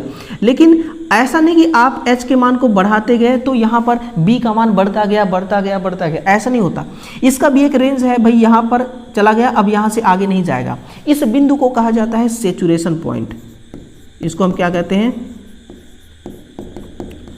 सैचुरेशन पॉइंट, है ना, ये सैचुरेशन पॉइंट है। अब आगे जाएगा नहीं, इसलिए हम चुंबकीय क्षेत्र सामर्थ्य को बढ़ाएंगे भी नहीं। हम चाहते हैं कि चुंबकीय क्षेत्र सामर्थ्य को बढ़ाने से चुंबकीय क्षेत्र घनत्व जिस रेशियो में बढ़ा था, अब चुंबकीय क्षेत्र सामर्थ्य को घटाने से उसी रेशियो में चुंबकीय क्षेत्र घनत्व घटना भी चाहिए, है ना। इसीलिए हम क्या करते हैं, H के मान को घटाते हैं। जैसे H के मान को हम घटाते हैं ना, तो क्या होता है कि ये इसी रेशियो में ना वापस आकर के ये वापस आता है यहाँ पर, है ना, ये वापस आता है यहाँ पर। ये जो आपको गैप अब दिख रहा है, ये जो आपको गैप दिख रहा है ना, ये वाला गैप और ये वाला गैप, अगर मैं इसको A मानूं और इस पॉइंट को B मानूं, A और बीच का जो गैप दिख रहा है ना, इस गैप को हम कहते हैं निग्राहिता। इसको हम क्या कहते हैं, कोअर्सिविटी। इसको हम क्या कहते हैं, कोअर्सिविटी, है ना। इसको हम कहते हैं कोअर्सिविटी, ठीक है। अब हम क्या करते हैं, हमें तो यहाँ पर ग्राफ मिल गया इस प्रकार से। अब हम इसको निगेटिव में बढ़ाते हैं, H का मान निगेटिव, जब H का मान बढ़ाएंगे तो ये इसी रेशियो में बढ़ेगा दोस्तों, यहाँ पर आएगा, है ना, यहाँ पर आएगा। कहाँ पर, यहाँ पर, ठीक है ना। इस पॉइंट को याद रखिएगा, इस पॉइंट को आप थोड़ा सा ध्यान में रखिएगा। फिर इसको हम जब बढ़ाते हैं और मान को, तो ये भी आती है। फिर ये निगेटिव का सैचुरेशन पॉइंट है, ये क्या है, निगेटिव का सैचुरेशन पॉइंट है।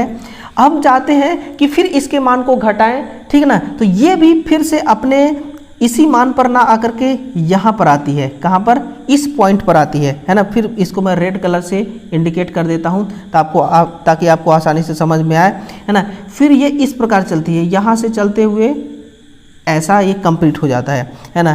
तो ये जो आपको ग्राफ दिख रहा है ना, ये जो आपको ग्राफ दिख रहा है, इसी को कहा जाता है BH वक्र। ये जो है ना, इसी को कहा जाता है BH वक्र। और ये जो दोनों है सेचुरेशन पॉइंट है, ये कोर्सिविटी है, ये क्या है, निग्राहिता है। और यहाँ पर है अवशिष्ट चुंबकत्व, अवशिष्ट चुंबकत्व। ये जो BH कर्व है जितना पतला रहेगा दोस्तों, उतना ही हिस्टैरिसीस मान जो है वो कम होता है, ठीक है ना। तो मुझे लगता है कि बहुत ज़्यादा डिटेल मैंने आपके सामने परोस दिया। BH वक्र यही होता है। ये आगे चल के ये आपके साथ एक सवाल आएगा जिसमें ये ग्राफ रहेगा, उसको मैं आसानी से आपको दिखाऊंगा और समझाऊंगा भी। मैग्नेटिक डेंसिटी तथा मैग्नेटिक फोर्स के अनुपात राशि को क्या कहा जाता है, इसको हम कहते हैं सुग्राहिता। इसको क्या कही जाती है, सुग्राहिता, है ना। इसको क्या कही जाती है, इसको सुग्राहिता कही जाती है। मैग्नेटिक डेंसिटी और मैग्नेटिक फोर्स के अनुपात को क्या कहते हैं, सुग्राहिता कहते हैं ना, कोर्सिविटी कहते हैं। अगला है कि ऐसा पदार्थ बताइएगा, एक ऐसा पदार्थ है ना, एक ऐसा पदार्थ है जिसे बहुत आसानी से चुंबकित किया जा सकता है और साथ ही साथ मजबूत किया जा सकता है ना। ये आपको बताना होगा। एक ऐसा पदार्थ है जिसे बहुत आसानी से आप चुंबकित कर सकते हैं और मजबूत यानी कि स्ट्रॉन्ग मैग्नेट बना सकते हैं। तो ये तो है आपका फेरोमैग्नेट, जिसको हम क्या कहते हैं, परमानेंट मैग्नेट, है ना। Ferromagnet means permanent magnet. बाकी इसके बारे में सब कुछ मैंने बता दिया। एग्जाम्पल एल्निको, एल्कोनेक्स, निकिल, कोबाल्ट, ये सारे जो मटेरियल हैं इससे हम परमानेंट मैग्नेट बनाते हैं। और इसमें म्यू यानी कि चुंबकशीलता का मान इकाई से बहुत ज़्यादा अधिक और 1000 के करीब होता है ना। यही बस इतना ही आपके लिए फेरोमैग्नेट से मटेरियल, ठीक है ना। इससे हम क्या बनाते हैं, इससे हम बनाते हैं बहुत मजबूत चुंबक बनाते हैं और इसे बहुत ही आसानी से चुंबकित हम कर लेते हैं। ये वो मटेरियल है, इस मटेरियल का नाम है, इस मटेरियल से हम फेरोमैग्नेट बनाते हैं, यानी कि चुंबकीय, कौन सा चुंबक, परमानेंट मैग्नेट। फैराडे के नियमानुसार, है ना, फैराडे के नियमानुसार, कहाँ गया सवाल, फैराडे के नियमानुसार इलेक्ट्रोमैग्नेट इंडक्शन, इलेक्ट्रोमैग्नेट इंडक्शन जो है ये क्या है, ये आपको बताना है। चुंबकीय फील्ड सभी आवेशित कणों से संयोजित रहता है, नहीं नहीं, ऐसा नहीं, गलत। वैद्युत क्षेत्र समय के अलग अलग चुंबकीय प्रवाह द्वारा उत्पादित किया जा सकता है, हाँ यही सही है।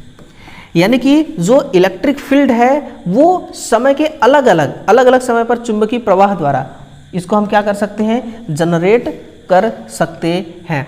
एक बाह्य मैग्नेटिक फील्ड के साथ समायोजन में खुद के गुणों को परिवर्तित करने के लिए किसी डायपोल के क्षमता का मापक क्या कहलाता है ना। डायपोल की क्षमता का मापक क्या कहलाता है, यानी कि एक बाह्य मैग्नेटिक फील्ड है, समझिएगा क्वेश्चन को, कैसा मैग्नेटिक फील्ड है, एक्सटर्नल मैग्नेटिक फील्ड है। इसके साथ एडजस्ट करने के लिए खुद के गुणों को, यानी कि सामने वाला जो मैग्नेट है वो खुद के गुणों को क्या करता है, चेंज कर देता है ना। किस डायपोल की क्षमता का मापक क्या है, इसको कहते हैं डायपोल स्पीड। क्या कहते हैं, डायपोल मोशन, है ना, डायपोल मोशन कहलाता है आपका। चलिए 59 बहुत ज़्यादा सवाल नहीं बचा है, 10-12 सवाल और बचे हैं। एम्पियर का नियम कहाँ पर प्रयुक्त किया जाता है, यानी कि एम्पियर का जो लॉ है ये कहाँ पर इस्तेमाल इसका किया जाता है। तो एम्पियर का जो नियम है दोस्तों, इसका इस्तेमाल वहाँ पर करते हैं जैसे कि एक सीधे तार वाली मैग्नेटिक फील्ड में मैग्नेटिक फील्ड का पता करने के लिए, है ना। एक स्ट्रेट वायर है, इसमें मैग्नेटिक फील्ड का मान पता कर सकते हैं आप एम्पियर के नियम द्वारा। एम्पियर से आप सिर्फ करंट से जो पैदा होता है मैग्नेटिक फील्ड, ठीक है ना, और वोल्टेज से पैदा होता है इलेक्ट्रिक फील्ड। तो इलेक्ट्रिक फील्ड का पता नहीं कर सकते, मैग्नेटिक फील्ड का पता कर सकते हैं, चाहे वो एक स्ट्रेट कंडक्टर का मैग्नेटिक फील्ड हो, चाहे किसी टोरॉइड कॉइल के अंदर का मैग्नेटिक फील्ड हो, चाहे एक लंबी परिनालिका के अंदर, है ना, सोलेनॉइड के अंदर का मैग्नेटिक फील्ड हो। इन सभी मैग्नेटिक फील्ड का जो है दोस्तों आप पता कर सकते हैं एम्पियर के नियम के द्वारा। और जो आपकी ओवरहेड वाली टावर वाली लाइन जो होती है, ट्रांसमिशन की जो लाइनें होती है ना मेरे भाई, उसमें भी आप करंट का जो मान है, ये करंट की वैल्यू नहीं, करंट का डायरेक्शन आप पता कर सकते हैं, है ना। ये समझिएगा। एक बहुत हाई फाई सवाल और आपके सामने प्रेजेंट हो चुका है, इसका जवाब लिखिएगा। क्या है जवाब कि एक अचालित तांबा चालक, है ना, ए से डी के मध्य एक समान दूरी पर दो केंद्र बिंदुओं बी और सी पर फोल्ड किया गया है और तीसरा परत बनाई गई है। यदि ए से डी तक डीसी करंट प्रवाहित कराया जाता है तो चुंबकित बल की रेखाओं की दिशा क्या होगी। ये DSSB का सवाल है, DSSSB का सवाल है। दिल्ली में जो सम्मेलन बोर्ड DSSB का ये सवाल है ना। इसमें जो आंसर है ना मेरे भाई, वो क्या होगा आपका, सी को देखते हुए एंटी क्लॉकवाइज। सी को देखते हुए किधर, सी को अगर आप देखेंगे तो उसके अकॉर्डिंग, सी के अकॉर्डिंग एंटी क्लॉकवाइज क्या हो जाएगा, इसका डायरेक्शन हो जाएगा। किस स्थिति में किसी मैग्नेट की कुंडली से बहने वाली धारा उत्क्रमित होती है ना। Under what condition does the current flowing in a magnetic coil reverse. जब मैग्नेटिक फील्ड की दिशा उत्क्रमित होती है, जब मैग्नेटिक फोर्स की दिशा उत्क्रमित होती है, या फिर जब चुंबकीय फ्लक्स की डेंसिटी, तो ये जब मैग्नेटिक फील्ड है ना, जो मैग्नेटिक फील्ड है इसकी जब दिशा जो है ये क्या हो जाती है, रिवर्स जब हो जाती है, उल्टी जब हो जाती है दोस्तों, तब ये इस स्थिति में क्या होता है, कुंडली से बहने वाली धारा उत्क्रमित होती है ना। कुंडली से बहने वाली धारा कब उत्क्रमित होती है, जब मैग्नेटिक फील्ड में जो मैग्नेटिक फील्ड का जो डायरेक्शन है वो चेंज होता है। यानी कि हम ये कह सकते हैं ना कि दोनों एक दूसरे के क्या है, एक दूसरे के समानुपाती हैं, ठीक है ना, प्रोपोर्शन में है, ठीक है। तो समानुपाती है ये कह सकते हैं। Which electric instrument provided a means of easily varying the flux produced by electromagnet, है ना। वेरी इजी है इलेक्ट्रोमैग्नेट जनरेट करने के लिए। किसी इलेक्ट्रिक इंस्ट्रूमेंट में इलेक्ट्रोमैग्नेट द्वारा उत्पन्न फ्लक्स में आसानी से परिवर्तन का तरीका क्या है, कैसे आप आसानी से परिवर्तन कर सकते हैं। अगर जहां बात आ रही है दोस्तों इलेक्ट्रोमैग्नेट में फ्लक्स को चेंज करने की, वहां पर आप करंट वाले पैरामीटर्स की तरफ जा सकते हैं। यानी कि एक्साइटेड कॉइल, जो कॉइल एनर्जी से एक्साइटेड यानी कि करंट से एक्साइटेड हो चुकी है, उसकी दिशा में परिवर्तन जो है, यही वाली जो बात है, यही वाली जो ऑप्शन है, ऑप्शन नंबर जो बी है, ये करेक्ट हो जाएगा। यानी कि किस स्थिति में इंस्ट्रूमेंट में इलेक्ट्रोमैग्नेट द्वारा उत्पन्न फ्लक्स में आसानी से परिवर्तन करने का तरीका है, तो वो तरीका कौन है कि जो कॉइल एक्साइटेड है ना, उसके करंट की स्थिति में परिवर्तन कर दीजिए, ये परिवर्तन हो जाएगा। How does the magnetic field around a magnetic axis, ठीक है ना। तो ये कैसा होता है, एक चुंबक है ना, जैसे कि ये हमारा एक चुंबक है, ठीक है ना। ये चुंबक का N पोल, चुंबक का S पोल। यहाँ पर जो आपको मैग्नेटिक लाइनें जो आपको नज़र आ रही हैं इस प्रकार से, है ना, ये जो मैग्नेटिक लाइन्स नज़र आ रही हैं, ये मैग्नेटिक लाइन्स दोस्तों,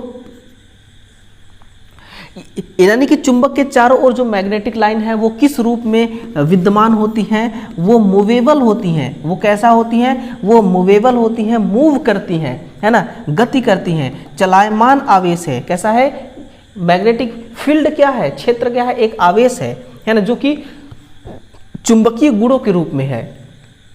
निम्नलिखित में से पैरा मैग्नेटिक पदार्थ का एक उदाहरण है पैरा, तो ये आपका प्लेटिनम है, इसका देखते ही समझ में आ गया है ना, पैरा, है ना, पैरा यानी कि पैरा मैग्नेट जो है, ये जो पैरा मैग्नेट है ये प्लेटिनम ही इसका एग्जाम्पल है। और पैरा मैग्नेट में अगर म्यू का मान यानी कि चुंबकशीलता का मान पूछा जाए तो आप लिखिएगा इकाई से कुछ कम। नीचे दर्शित अभिलाक्षणिक वक्र से संबंधित है, किससे संबंधित है भाई, किससे संबंधित है, इलेक्ट्रोमैग्नेट से, है ना। किससे संबंधित है, इलेक्ट्रोमैग्नेट से संबंधित है। क्योंकि हम किसी भी मटेरियल का इस्तेमाल करके हम विद्युत चुंबक बनाना चाहते हैं तो उससे पहले हमें क्या करना होता है, उसका BH वक्र जो है वो हमें पता करना होता है कि इसमें जो BH वक्र है वो पतला है या बहुत चौड़ा है, जिससे हमें पता चलता है कि ये मटेरियल बढ़िया है, इस मटेरियल से हम इलेक्ट्रोमैग्नेट बना सकते हैं या फिर नहीं बना सकते। तो उसी का ये BH वक्र का ही दोस्तों ये क्या है, अभिलाक्षणिक वक्र है। समझ गए ना। Which of the following materials has a straight line BH curve? किस मटेरियल का BH जो कर्व है एक स्ट्रेट लाइन होता है, यानी कि अगर जिस मटेरियल का BH वक्र एक सीधी लाइन हो गई ना तो यूँ समझिए वो इतना भयानक मैग्नेट वो बनेगा, इतना भयानक उससे मैग्नेट हम बनाएंगे कि पूछो मत। तो आंसर तो हवा है। फिर आप कहेंगे कि सर हम हवा से क्या मैग्नेट बनाएंगे, मत बनाइए, नहीं बनाना है तो, लेकिन हवा है तो है, इसीलिए हवा से हम मैग्नेट नहीं बनाते। फिर हम किसका मैग्नेट बनाते हैं, स्टील, सिलिकॉन स्टील से मैग्नेट बनाते हैं, क्योंकि सिलिकॉन स्टील में एक पतला BH कर्व हमें प्राप्त होता है। हम ऐसा इसलिए करते हैं ताकि इसमें हिस्टेरेसिस का मान कम हो।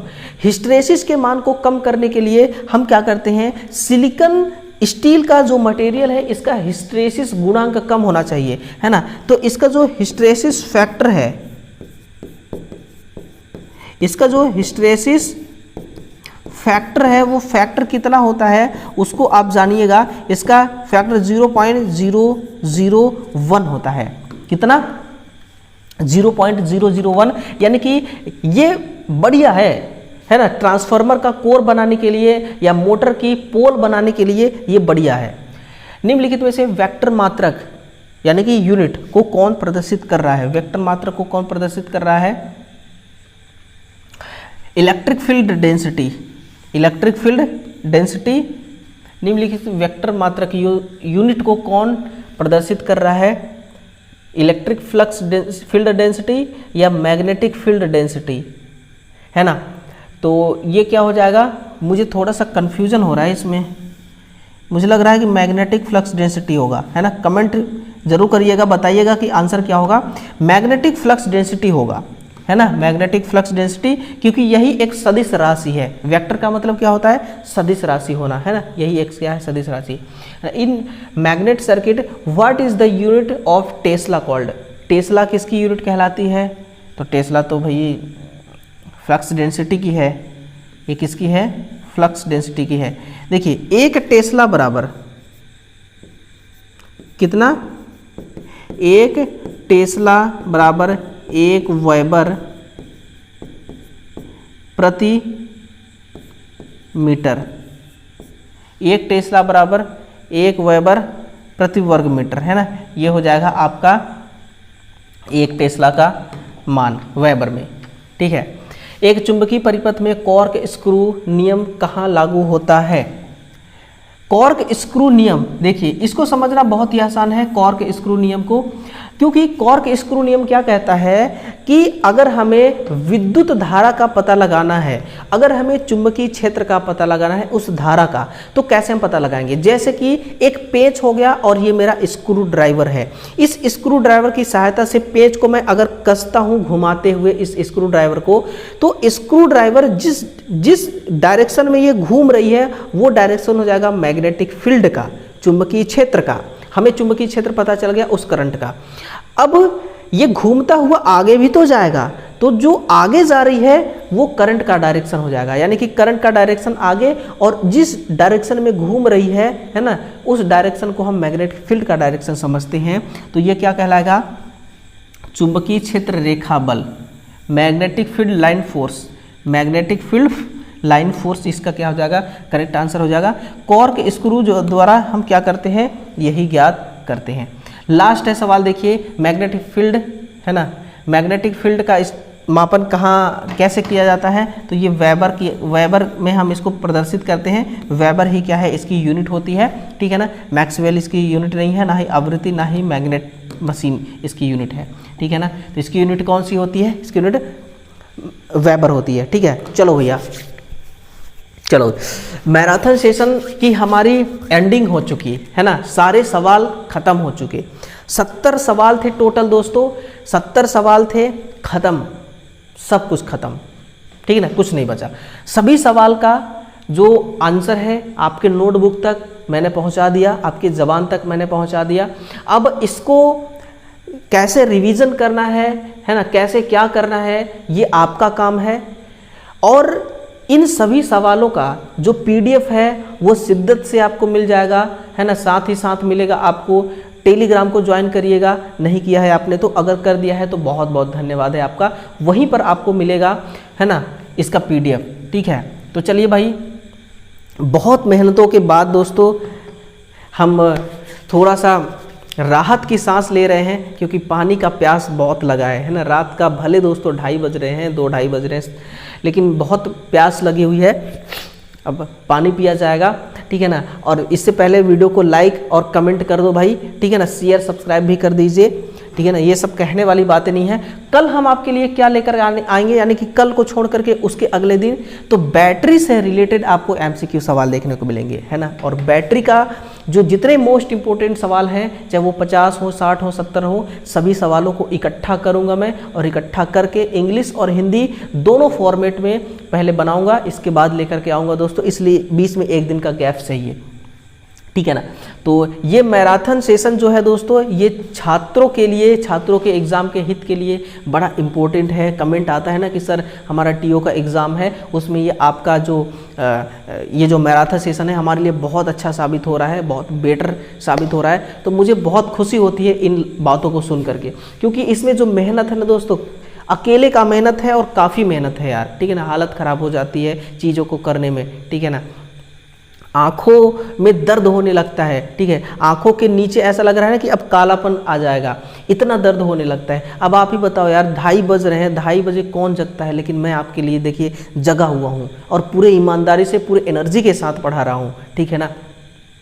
और हमारी एनर्जी जरूर आपके एग्जाम में रंग लाएगी, ये आप देख लेना, ठीक है। चलिए, तो बैटरी का मैराथन देखने के लिए दोस्तों फिर से एक दिन के बाद, यानी कि कल के बाद में आने वाला हूँ, है ना। कल के बाद ही मैं आने वाला हूँ, परसों। तो फिर देखते हैं कि बैटरी से रिलेटेड कौन कौन से सवाल हैं जो आपके लिए एग्ज़ाम के लिए वेरी इंपॉर्टेंट है। तो वीडियो को लाइक शेयर जरूर कर दीजिएगा, और अपने लफ्ज़ों को मैं यहीं पर अल्प विराम देना चाहूँगा, है ना। उससे पहले आपसे एक बार फिर से कहना चाहूँगा कि वीडियो को शेयर जरूर करिएगा। मिलते हैं दोस्तों किसी अगले सेशन में, तब तक के लिए अपना ख्याल रखिएगा। अपने से छोटों को खूब प्यार, बेइंतहा प्यार कीजिएगा, अपने से बड़ों का सम्मान कीजिएगा, है ना, रिस्पेक्ट कीजिएगा। और इसी प्रकार से आपका ये जो जीवन है, इस जीवन में जो स्ट्रगल है अपने ड्रीम को पूरा करने के लिए दोस्तों, है ना, जीवन को, ज़िंदगी को जीने के लिए, तो आप आगे बढ़ते रहिएगा। मिलते हैं अगले सेशन में, तब तक के लिए आप सभी का दिल से बहुत बहुत धन्यवाद। Thank you.